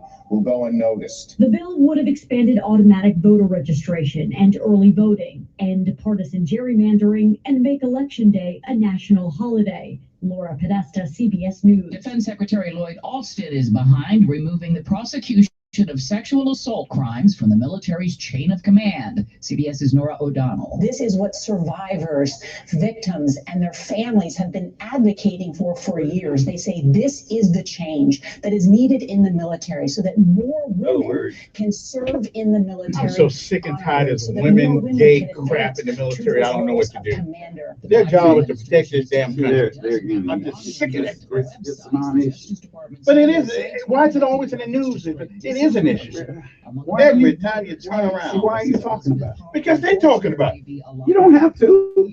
But it's every day. Democrats, sex and color. Seven. That's what y'all talk about. Seven. It's you talking about it in this. No, I wouldn't. Wait, hold on. You're right. It's your own. Okay. Well, right now, why are you? I'll let you vent because I'm in your. Okay, why?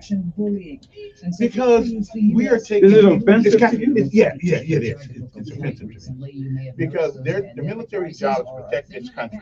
Whether you're gay or straight, who cares? Right. Can you do your job? Right. That's all I want to know. And that's basically, but it gets carried to another point when we keep talking about it. But they keep talking about it. They mention things. Yes, wait a minute. Yesterday, Monday, the president said, we're going to use VA for gender assignments.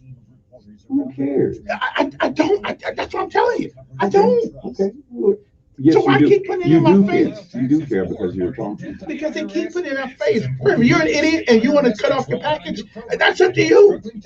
I want to hear about it. Look, that is of the least concern to me. Me too. In other words, and I told you, and I said it on the radio, and I get no comment about that with anybody. I shut people up.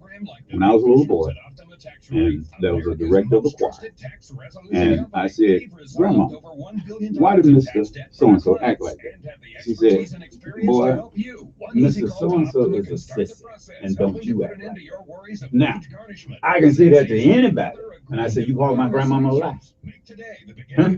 No one has ever called my grandmother a lie. So all these other names you can give, it don't matter.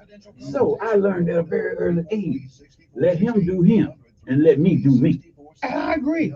Okay? I agree. So that's why I don't go. So right now, probably 50% of the Baptist churches you can go into that are black, the choir director, I'm exaggerating, but it's a large percentage. It's gonna be gay, right? That's been all of my life. And we knew it. And we knew it. Yeah, we knew it and we didn't care. Hallelujah, hallelujah, hallelujah. Yes. Hallelujah. And that happened all your life. Yeah, I got to Have you argued about it? No. Okay, we've tolerated it all of our life. Now, why is it such a big deal? Because we knew it. What we saw with our eyes, we saw. We didn't need confirmation that Johnny. In other words, here's the difference. Yeah. And this is the difference. Black people have always tolerated Yeah. things. Now, here's the difference. White people want us to accept it. That's the difference. And say that's normal. Accept it. Now that's the difference. Right. We didn't do this. Yeah. Okay? That's true. We have always tolerated it. That's true. Okay? Yeah, they want to, and that's the problem. They wanted us to accept it. And what doesn't bother me? See, racism is on both sides, Democrat and Republican. Yeah. Now, the Democrats are telling you to accept something. I don't accept it. I'm not a Democrat. I don't accept it. I tolerate it. Okay? That don't mean I agree. In other words, when you tolerate something, well, I can live with that.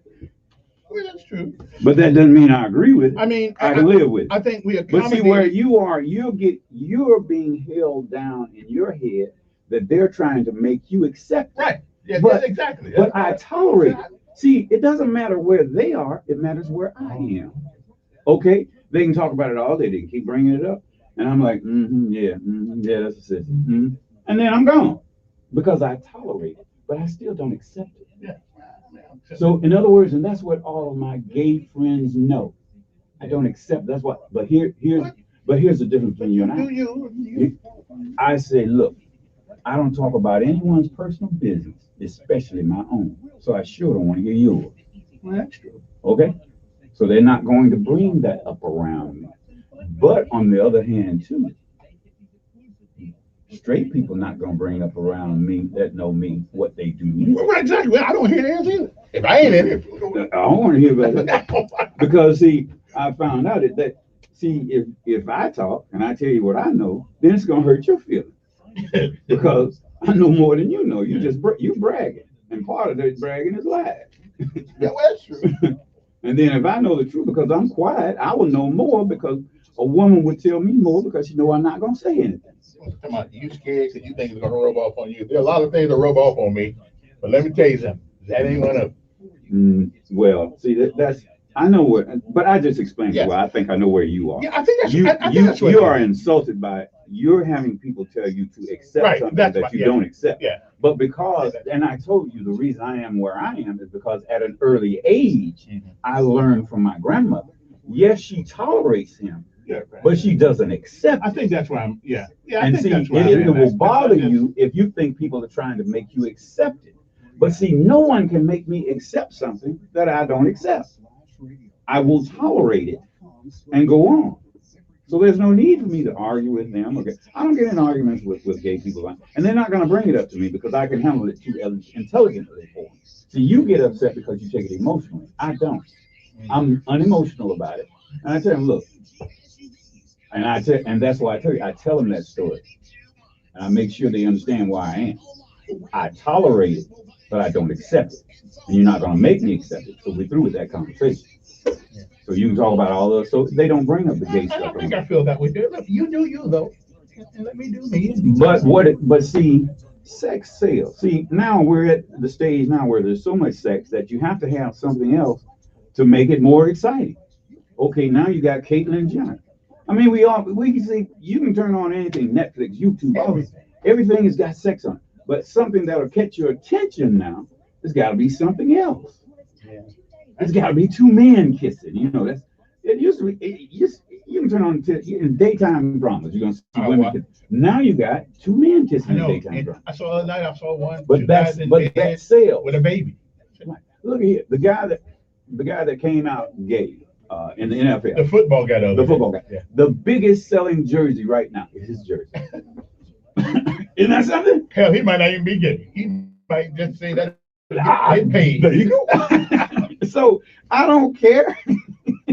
It's the new big thing. So now, since his is the big since his selling that jersey. His is the biggest now. His is the biggest selling jersey, right? Mm-hmm. Now you know what? You're gonna have a bunch of other guys come out and say gay. And I bet me too. And I bet you they, but that's big money. Who knows? See? Oh.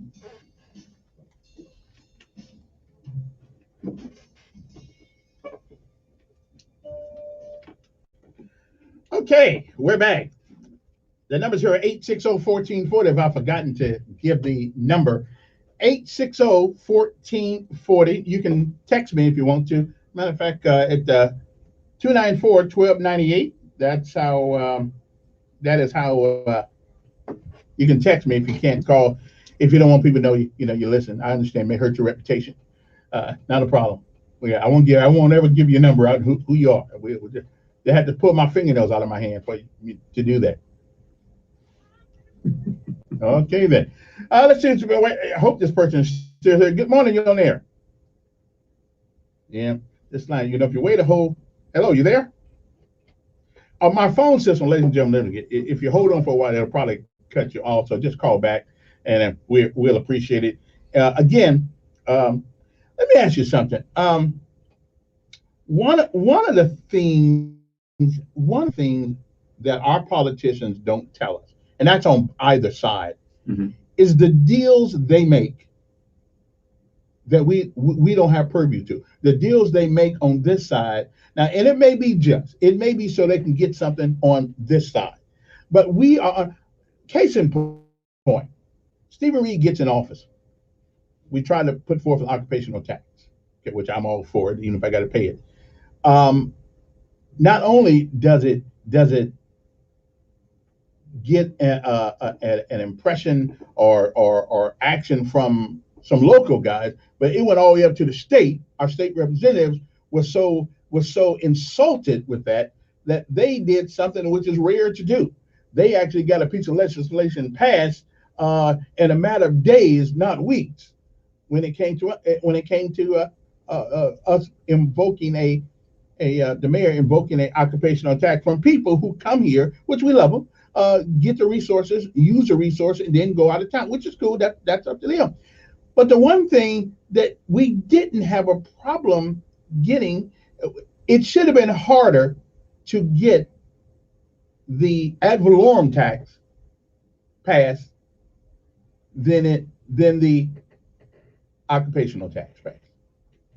Somebody made a deal with somebody, because are you telling me we as Montgomeryans find it more appeasing and more appetizing to tax ourselves who live here every day than to tax people who are coming in here every day and leaving every afternoon?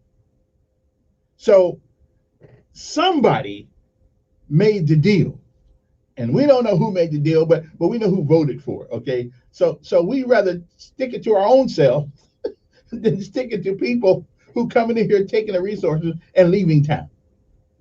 That was an amazing piece of legislation. Not really. I mean, we fought harder to tax ourselves as constituency of Montgomery than we did taxing people who come in and take our resources, use our streets, use our highways, and leave town. We fought harder to tax ourselves. Well, that's representation, right? Or lack thereof. And the specifics of that, yeah. If you don't have them, that's because in the Montgomery delegation, and you know who the Montgomery delegation is, if you're talking about something that deals with Montgomery, the Montgomery delegation knows about it.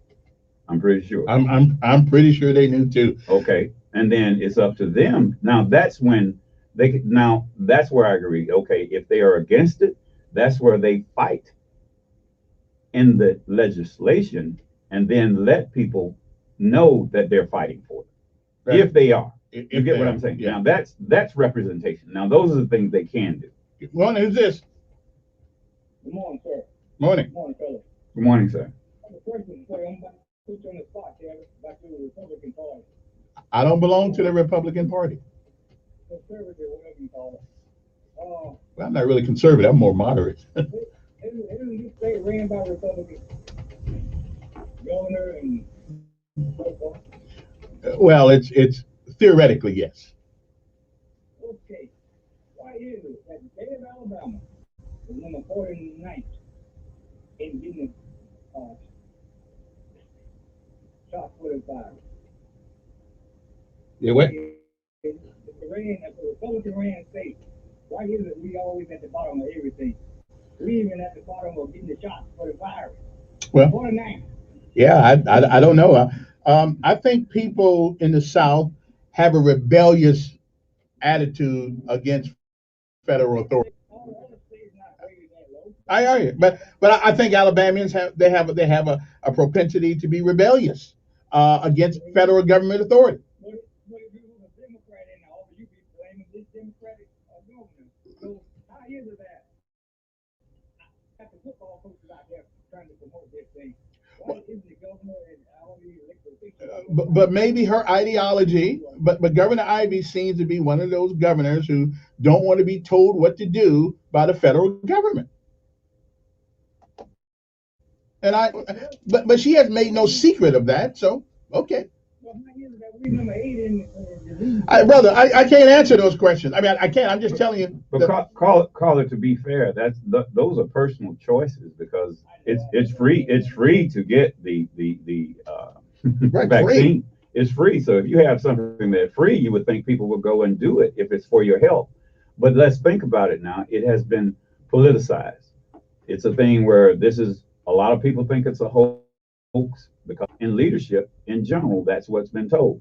So you can't, and that's not only Alabama. Alabama is 49th, and I think Mississippi is 50, and you can go around the southern states, and most of them, except Florida, because they have a different mindset. But it's not a matter of Republican and Democrat. That it's ideology, really. Yeah. I am blaming. Well, wait a minute. Yeah, but I'm blaming the environment. Okay, look what's going on in Chicago and most major urban cities. There is an environment that for some reason that people seem to think that it's okay to bring about debauchery and killing in our street. Just the other day, okay, maybe they want to live. Maybe they want to live a long time to raise a bunch of hell. I don't know, you know. But something's wrong.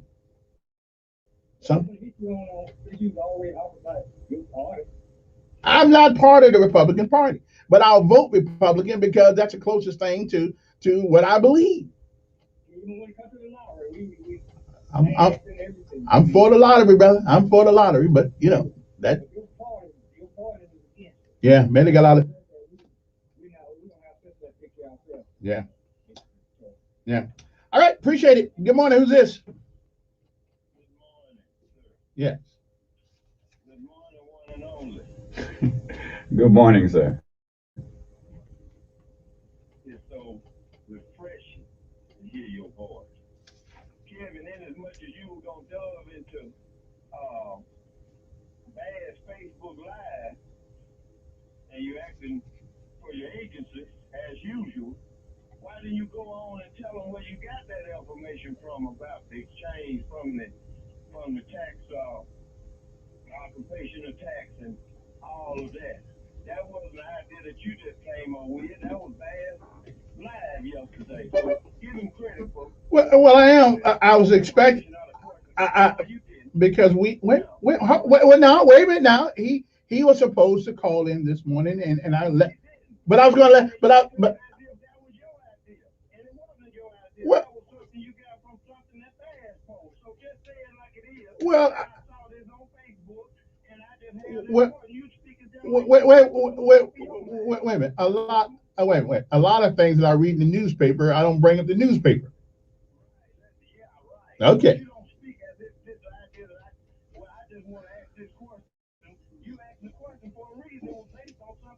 Well, that's true, but I don't want to. But I don't. Wait a minute. I don't want to attribute things if I didn't get it right. Okay, if I didn't get it right, then I don't want them. I don't want to say I heard this from Thomas. Now I'll go with him on that. Now, okay, because sometimes he gets a little mixed up. Right. Sometimes I do get a little mixed up, and so it's not in quotation marks. And right. I agree with him on that. Yeah. Okay, caller. I agree with him on that. He didn't quote the person because he may misquote. Right. Exactly. Yeah. It's an issue. It's an issue. It's an issue though. Mm-hmm. Man, get to your point. I don't want to be critiqued this morning. Yeah. Get to your point. Okay.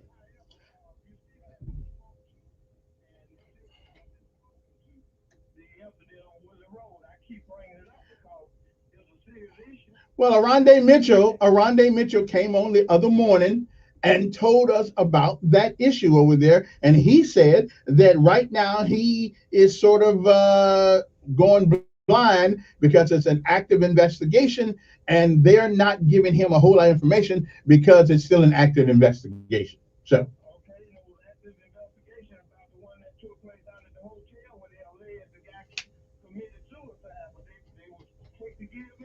when all the lawyers came up with, no, not the city council. The lawyers, his lawyers came in. Right. Well, I'm talking about him. Right. I'm talking about him. Well, I guess we're not that concerned about it. Right. I guess the people in Montgomery are not that concerned about it.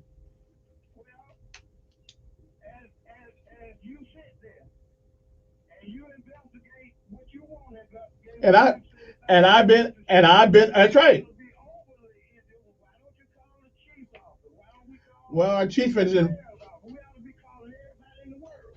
Well, you think they're gonna tell it? You think they're gonna tell me any more than anybody else?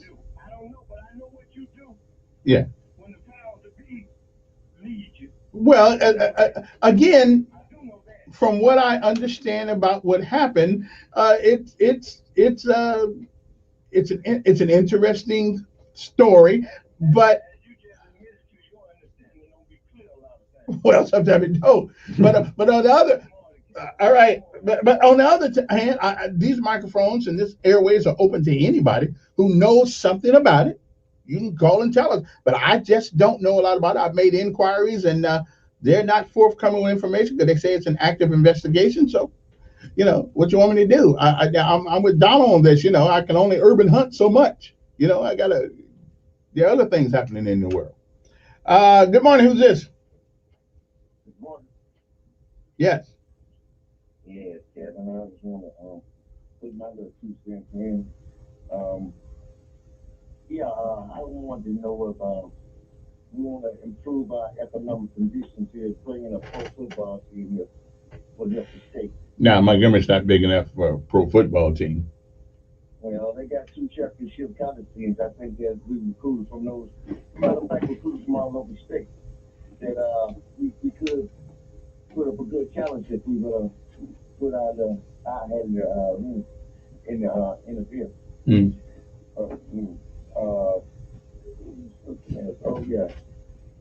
You talking about things on the private sector about improving our economic conditions too. There's a lot of things to be done here with the people, especially in the automotive business. Hyundai is one, but there are other companies in the United States that I think that could give us a boost in the same field. If the people have an interest in bringing them here. Well, we'll have to see. I don't know. Appreciate it. Take one more call before I take a first break. Good morning. Who's this? Good morning, sir. It's the one that anybody can get anything done in Congress. They can walk out to affect a forum. There's an up and down vote, voice vote, majority vote, super majority vote. I don't know. One senator can block legislation. Filibuster is a relic from the civil rights era, and that was in the place recently. Having read the Federalist Papers turned me off because they say, how do you expect imperfect men to create a perfect document? I would like to see the Constitution that Thurgood Marshall put together for Ghana. I believe that is near perfect. Have you all seen it? No. No. Okay. Well, I don't see how they get anything done. Well, somehow it's been working for 243 years. So, but not perfectly, of course. Got to take a break. We'll be back. Numbers are 860-1448. Again, this whole conversation started this morning. Has representation been doing its job? Are we adequately represented in the government, locally, nationally, and regionally? Are we really represented? Now, I will tell you, I've never gotten a letter. I've never gotten a letter from anybody that's supposed to represent me on any issue. I've never got anything that says, What do you think, Citizen Elkins?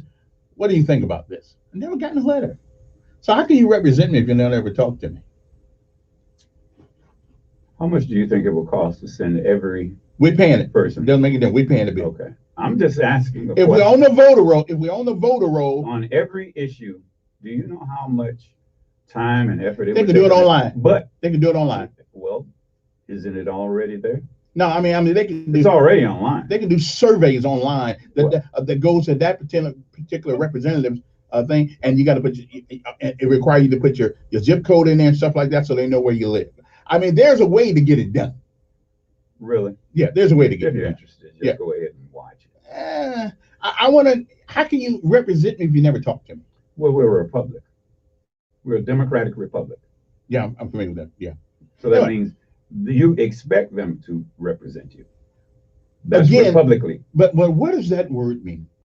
That means they're going to make decisions that they think on my behalf, on your behalf, without asking me. Yeah. Okay. We'll be back.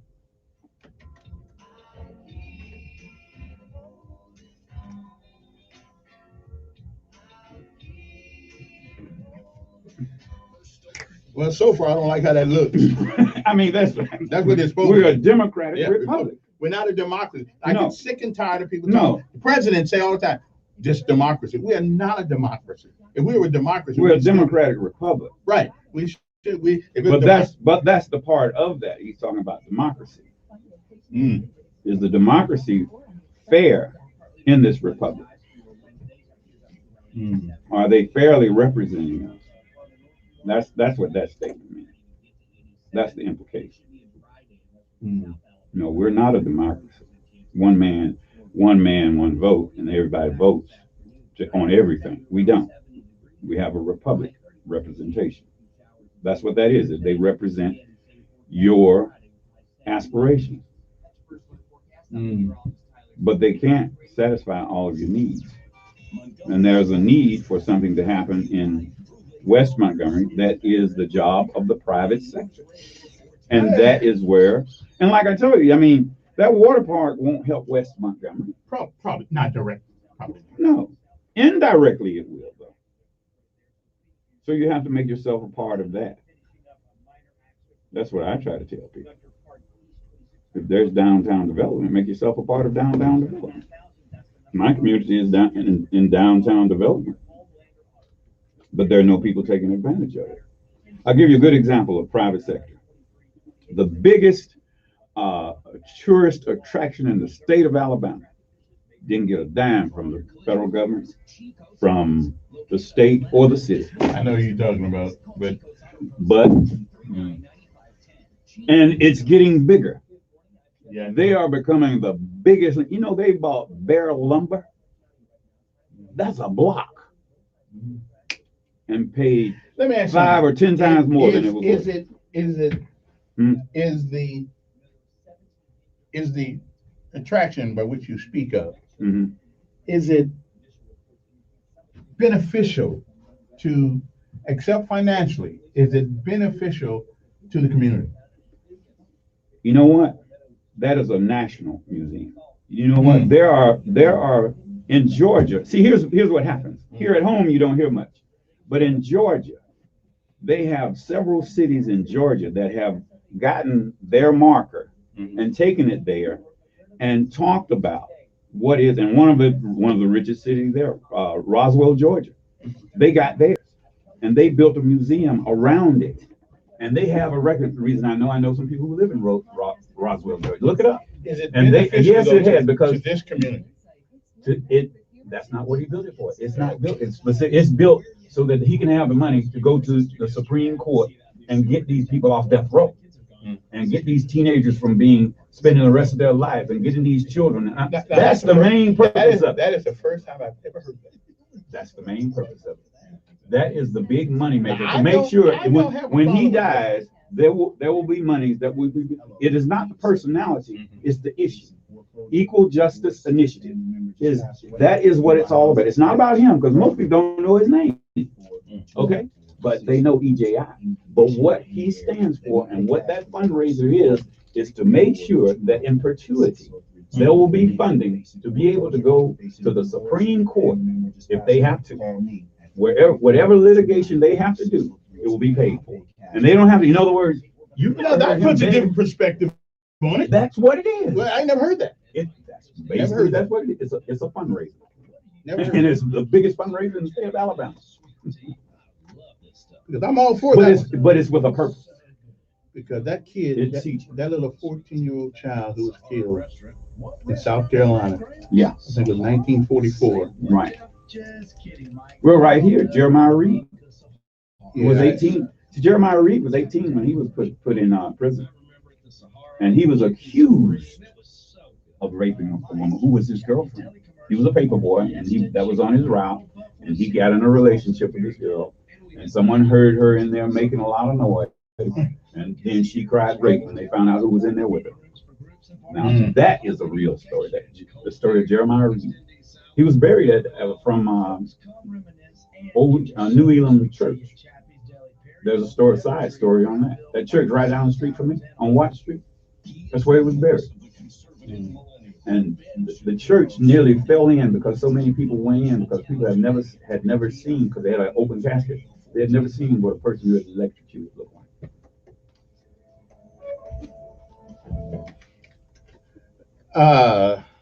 Let me see here. Good morning, Rosebud. I know the show is still fake. See, Rosebud get mad because I just don't always talk bad about white people. she get angry at that. I ain't got it against people, except those who do something to me. Good morning. Who's this? Yes, I lost him. All right then. Sorry about that. Call back. Good morning. Hey, Kevin. Yes. Thanks for taking my call. Only tried 8 times to ring, then I got a busy signal. Yeah, we're working on it, brother. We're working on it. Okay. You were talking about West Montgomery and the water park. Mm-hmm. I can remember sitting at the table. This was probably around 95 people. And what was the gentleman's name that owns the Bass Masters magazine? Scott, Ray Scott. Yeah, Ray Scott, yeah. Mm-hmm. Yeah, he sold that company. And mayor and Chamber of Commerce back then really started all this growth that you see here during that time. I watched it back. But they tried to figure out a way to keep her here. Little old me, I stood up and said, why don't we, the west bank of the Alabama River crosses the amphitheater, a floodplain. If you've ever been to cities in Florida, and, they build piers and restaurants, all kinds of stuff. And we could put a bridge or ferry to take people over there and call it the West Bank and develop that and have bass tournaments. And nobody got around. She's gone before they were president. She moved that business. Critical thinking is so important. And, politicians, we credential them when we elect them. That doesn't necessarily mean that they're people for a job. I see it all the time. And Bud had the answer this morning. It's called an open primary. That way you don't have the polarity, you can pull the lever, and you won't get the fault public officials who are driven by lobbyists who control everything. I don't care how much you think about it. You have no control over anything. The people that we end up getting elected, the ones, who they are? They're driven by lobbyists, and that's who they answer to. And there's no getting around it until we come up with a better way of electing people. I tried to get everybody to go look at that ballot access movie that I made on the internet. This was back in 2002. It keep going on that long. But, I can go on and on and on. But anyway, thanks for taking my call. All righty. Appreciate it. Good morning. Who's this? Good morning, Kevin.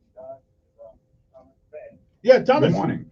I'm glad you called. Somebody dogged me out this morning, so I took. Well, actually, Kevin's done a great job this morning. I couldn't have done it better myself.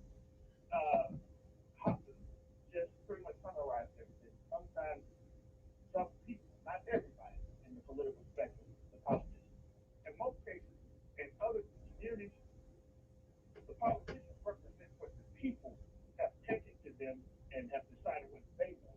But in the black community, it's the opposite. Majority of the time, I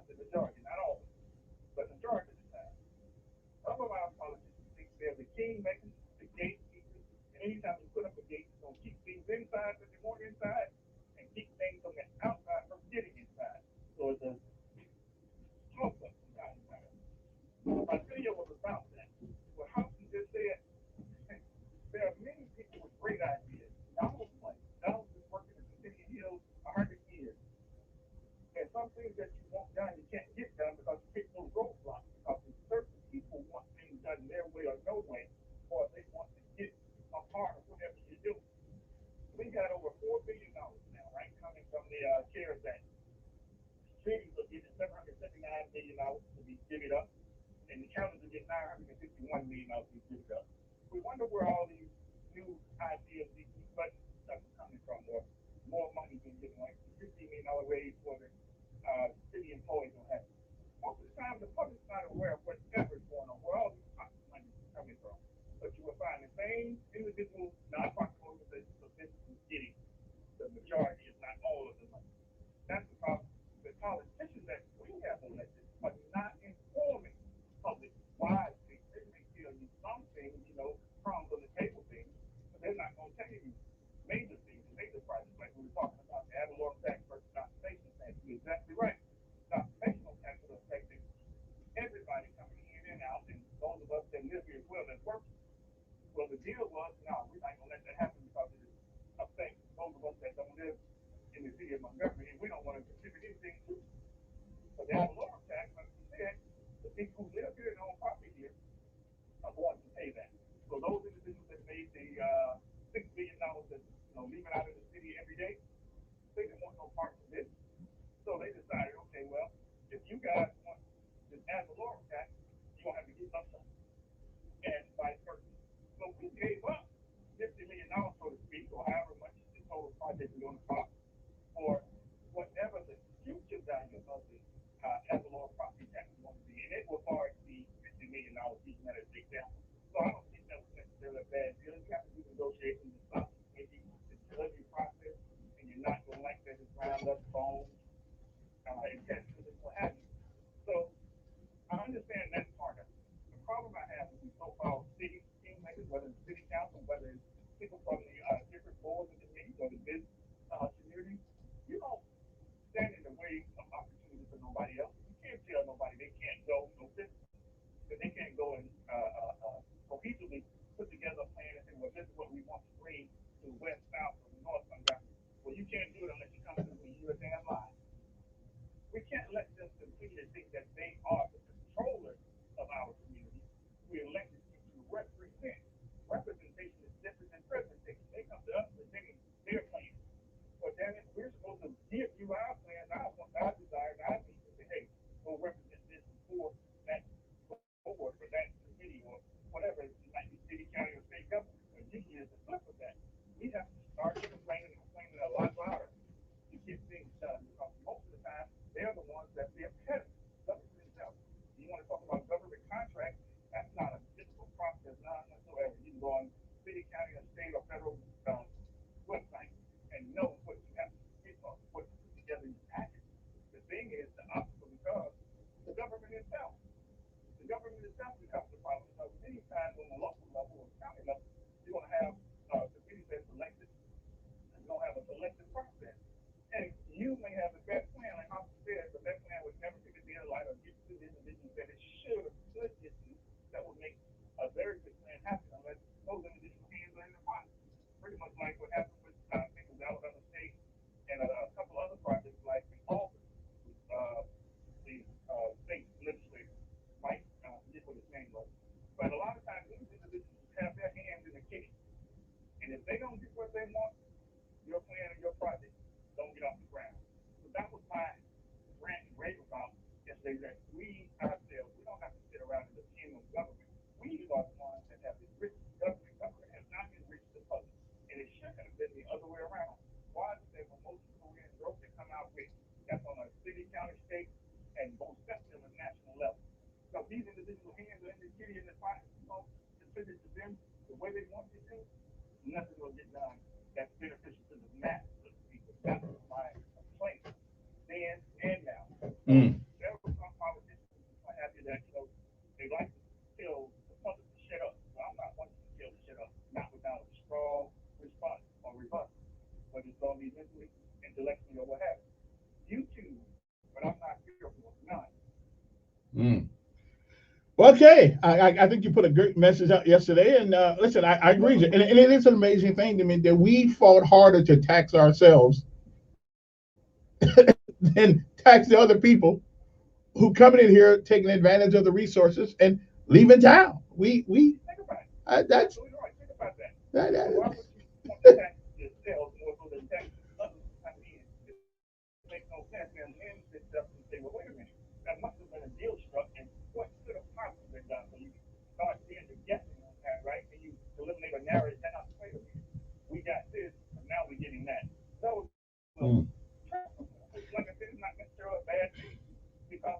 run, the city of Montgomery does benefit. You still have to make the debate that they would leave, or people say they would leave if the school system doesn't, improve. Well, how are we going to improve it if there was no revenue? Yeah.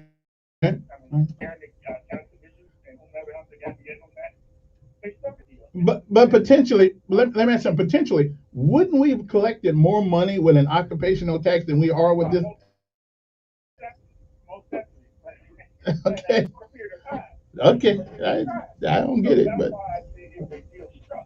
The same Montgomery delegation, pretty much the Republicans, with Chambers, with Reed Ingram and the like, that blocked out the occupational tax, they home with the ad valorem tax stuff that doesn't affect it and or the constituency that they were representing. Right. And they use the guy who doesn't live in Montgomery any place. Has got like one street in Montgomery, Chris Sales, got one street in Montgomery to carry the water, so there was no political backlash on him.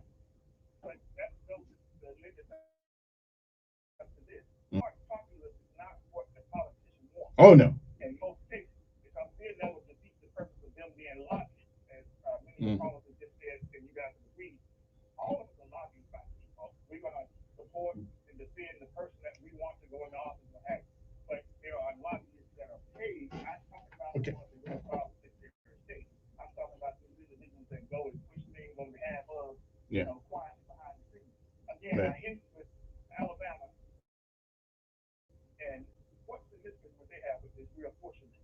What significance do they have in regards to the election of a vacating senator, Senator Shelby, here in the state of Alabama, which is the most powerful senator in the Senate, more than likely over the money? He's retiring a vacating seat, but you hear nothing except from the Republican Party, which is Mo Brooks. But with the Democratic Party, they changed out, swapped out the leadership because of ADP and ADC. We're hearing nothing, we're seeing nothing. What's going on with that? That is a great question, my friend. Hey, appreciate it. Got to run to my last break an hour. Always a great conversation. We'll be back.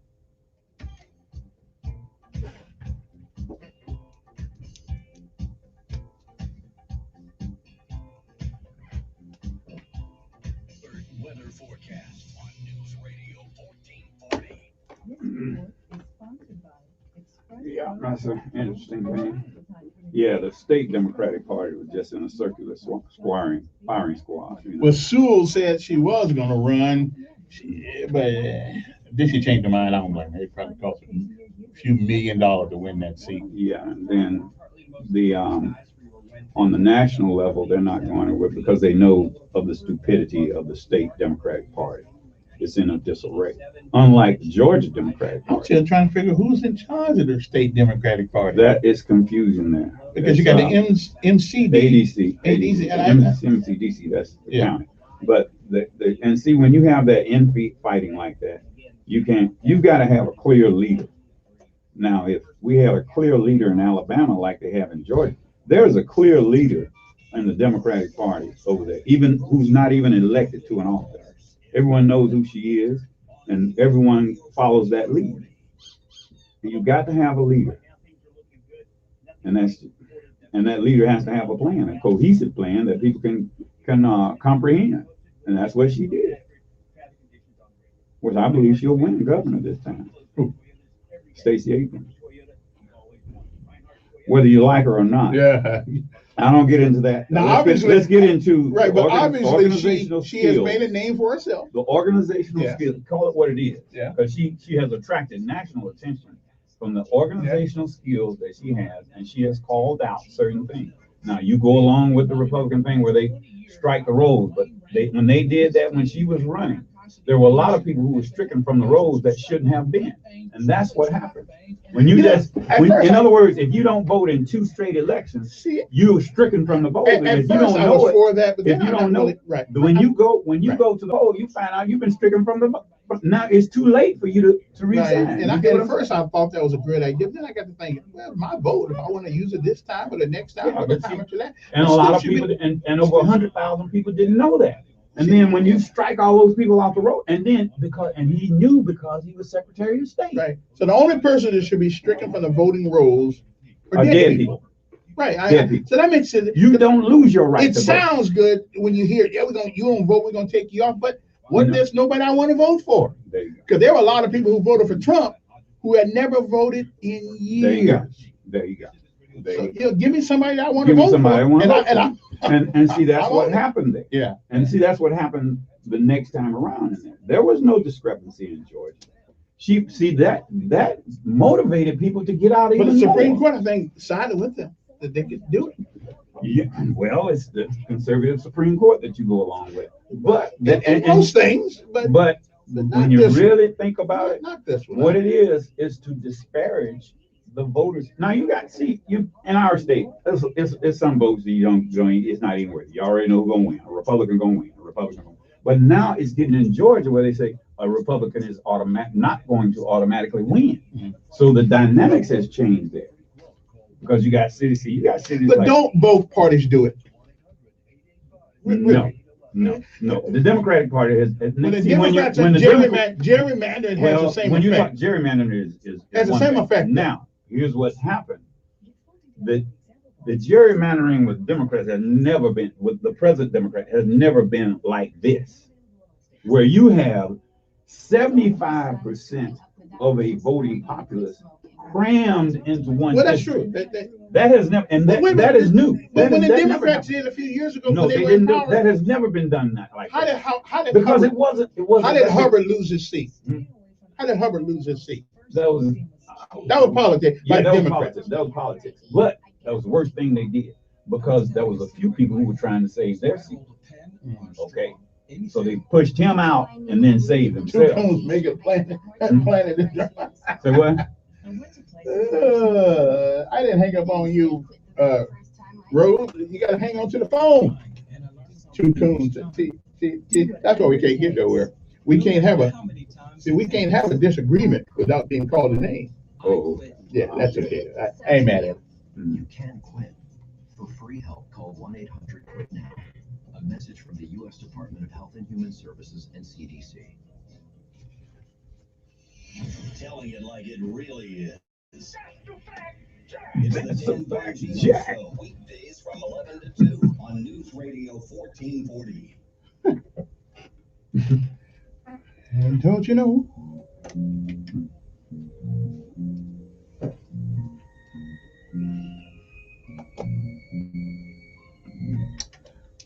Okay, we are back. HHO, I'm gonna get these calls in real quick. Yeah, we got about a few minutes left, so let's go straight to the phones. Good morning. Who's this? Okay, lost them. Call back. Good morning. Who's this? Okay, lost them. Call back. Good morning. Yes. Good morning, sir.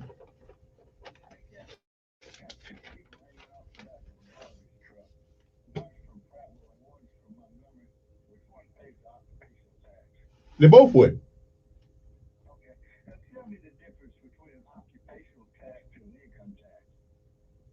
The occupational tax, from what I understand, is based on your salary that you make inside that jurisdiction. Is that what an income tax does? Well, maybe so, but we ain't talking about income tax. We're talking about occupational tax. Maybe the same thing at the end of the day, but well, one goes to the city, local, and the one goes to the federal government or the state government. Who in the hell gets Do it? you know that in Alabama, an income tax is illegal in the city? That's why we don't call it income tax. Oh, so we just don't lie to the people. What's new? What's new? You better need to learn the government. You know, state sort of supersedes city, right? In a hierarchy of the organizational chart, probably so. Hey, did you see where IKEA wanted to do something for the people on Juneteenth? Yeah, I heard about that one. Listen. Yeah, I know they did, but I really didn't have a problem with it. I think they were trying to be culturally aware and give the brother something he know they'd eat. Watermelon chicken. Yeah. Well, not necessarily, but I understand what they were trying to do. They were trying, you hear about that IKEA? No. Well, they were trying to celebrate Juneteenth, so they went out and got a bunch of chicken and watermelons for the brothers. Okay. And I had no problem with That's that. European stereotype. Well, we love chicken. I love chicken, and I love me some But watermelon. what it is, it's insulting when it. How's it insulting though? It's a stereotype. But so what? Some stereotypes are true. It's a stereotype, Kevin. Okay, and what's wrong with that? That's what the polo when you're going down the street looking for somebody to speak. I mean, No, what's wrong? Okay. Do most black folks like chicken? I love chicken. I can't say how many. There are a lot that do, and a lot of white people like. Yeah, right. But that's a stereotype that becomes. Well, that's another show. That's a whole nother story. Good morning on there. Okay, lost that one. Good morning. I'm doing fine.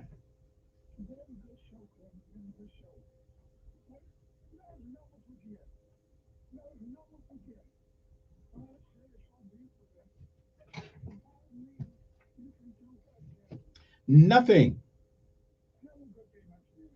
All right. Good morning. You're on there.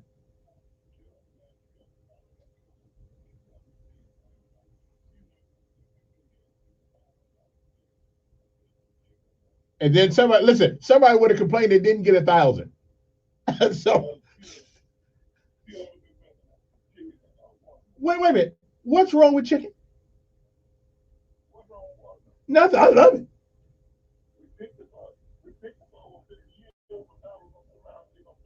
Well, somebody's still picking it now.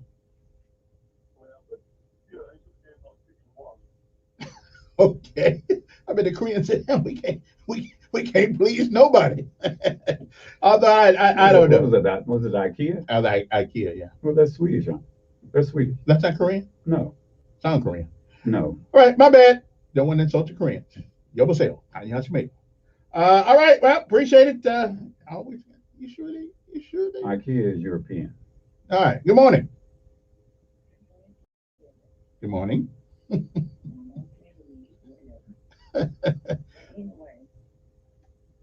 could you have, why are you saying something about anybody to represent us when they are living on stolen land, broken promises, lies, broken treaties, false land treaties, all over the place. Every single thing they do is wrong. That's all over the world. That's all over the world, though. That's all over the world. Yeah.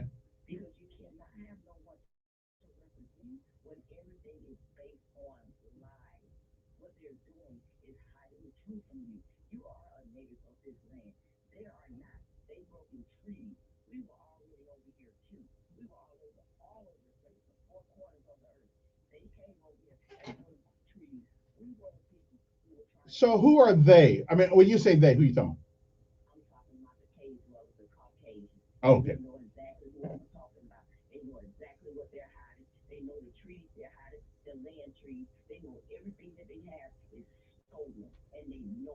Do you believe now? Okay. Well, let me ask you a question. Let me ask you a question.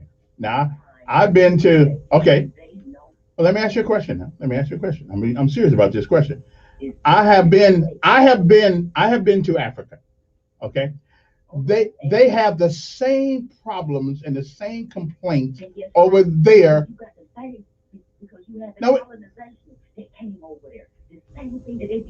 Wait a minute. They got black folks killing each other over there. And stealing land. Yes. All of out of their thing. They want them out. They want them gone. Why don't they go back to their own land? This is not their land. Nobody owns the land. Nobody owns it. It was all here before we all got here. Yeah. Nobody owns it. Yeah. The black man is coming back to collect what it is. We don't need them to represent us. If we have somebody to represent us, none of this nonsense would be going on. None of y'all bootlicking people that's on this radio would not be pulling these strings that y'all doing. Such as y'all boy Martin Luther King, Al Sharpton. Look at him today. Look at the boy yesterday. Look at these kids today. What did they do? What are they doing? Well, young black folks are kicking them out their neighborhood. Don't come over here. Okay. They don't want them. All right. You got a whole new breed and a whole new generation of black men that are waking up, and I'm loving it. Okay. And what is the greatest? Hey, wait, let me ask a question. The young men you're talking about, the great name. What is their greatest attribute? I know. What is the greatest attribute? What is it? Okay. Well, I'm not in captivity, but we good. Hey. Okay. Well, I'm not, but okay. Hey, I got a minute left. Let me grab this. Let me grab this other call here, and we'll. That's another show. Good morning. Good morning. Man, wait a minute. I just talked to you one show, brother. You know, one show, one call, show now. Good morning on air. What? Okay. Okay, we done talking. Okay, me and Donna going in this show. There you go. So yeah. we've come to the conclusion, I think we'll agree, that we don't have representation, we have presentations. Yeah. Again, as opposed to representation, where we tell the politician what we want, and they represent us to help us and accommodate us on those. And that's what we need. So did we reach a conclusion this morning then? So we really don't have adequate representation no matter who we put in office. Would you agree? Kind of, sort of. If they don't represent you, if they just do presentation, if they think they're the kingmakers, they make all the decisions. Even though this is a democratic republic, you know, we put them there to vote in our favor. But we need to do, and that's up to the people too. Let's tell them they're not the king. You do our bidding, and we have to give them the ideas. But are they willing to listen? Now that's important. But like I said, nobody ever sent me a letter asking me about anything, what I thought about anything. No. You send a letter to them and tell them what you want. And now they'll throw it in the garbage. Well, see, there's an attitude like that. They'll throw it in the garbage over there. Well, you know, when I got nothing from nothing leaves now. I got a letter from the White House from John F. Kennedy one time. Do you think I believe that John F. Kennedy read my letter? No. You got a letter from him? Yeah. You think they, you know, I was in the 5th grade. So do you think they actually, he read my letter? I don't know. No. I really don't. I can't say. All right. And we got to go. We'll see you tomorrow. The good Lord says the same. And hopefully Sean Mayerth will be here. We're going to talk a little bit about the Southern Baptist Convention and some of the things going on over there. They got a little infighting going on over there. We'll see what that's all about. Have a great day.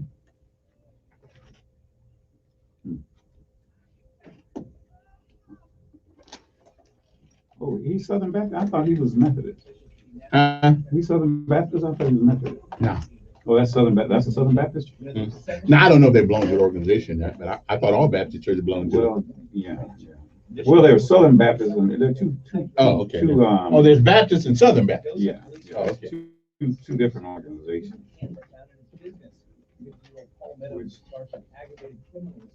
At one time, Martin Luther King Sr. was the president of the Baptist Convention. Yeah, that's when he went to Germany. That's when he changed his name to Mike. Who changed their name? Michael King. And he changed his son's name to Michael King, to Martin, after Martin Luther. Martin Luther is, when he went to Germany. Michael King went to Germany as the representative of the United States in the Baptist Convention.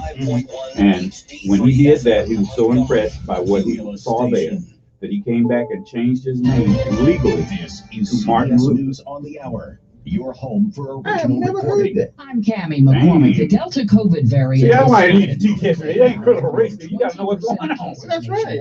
Okay, look it up. I didn't make that up. Look it up. Look it up. You can look it up right now. He wasn't born Martin Luther King. No, he was born Michael King. Jr.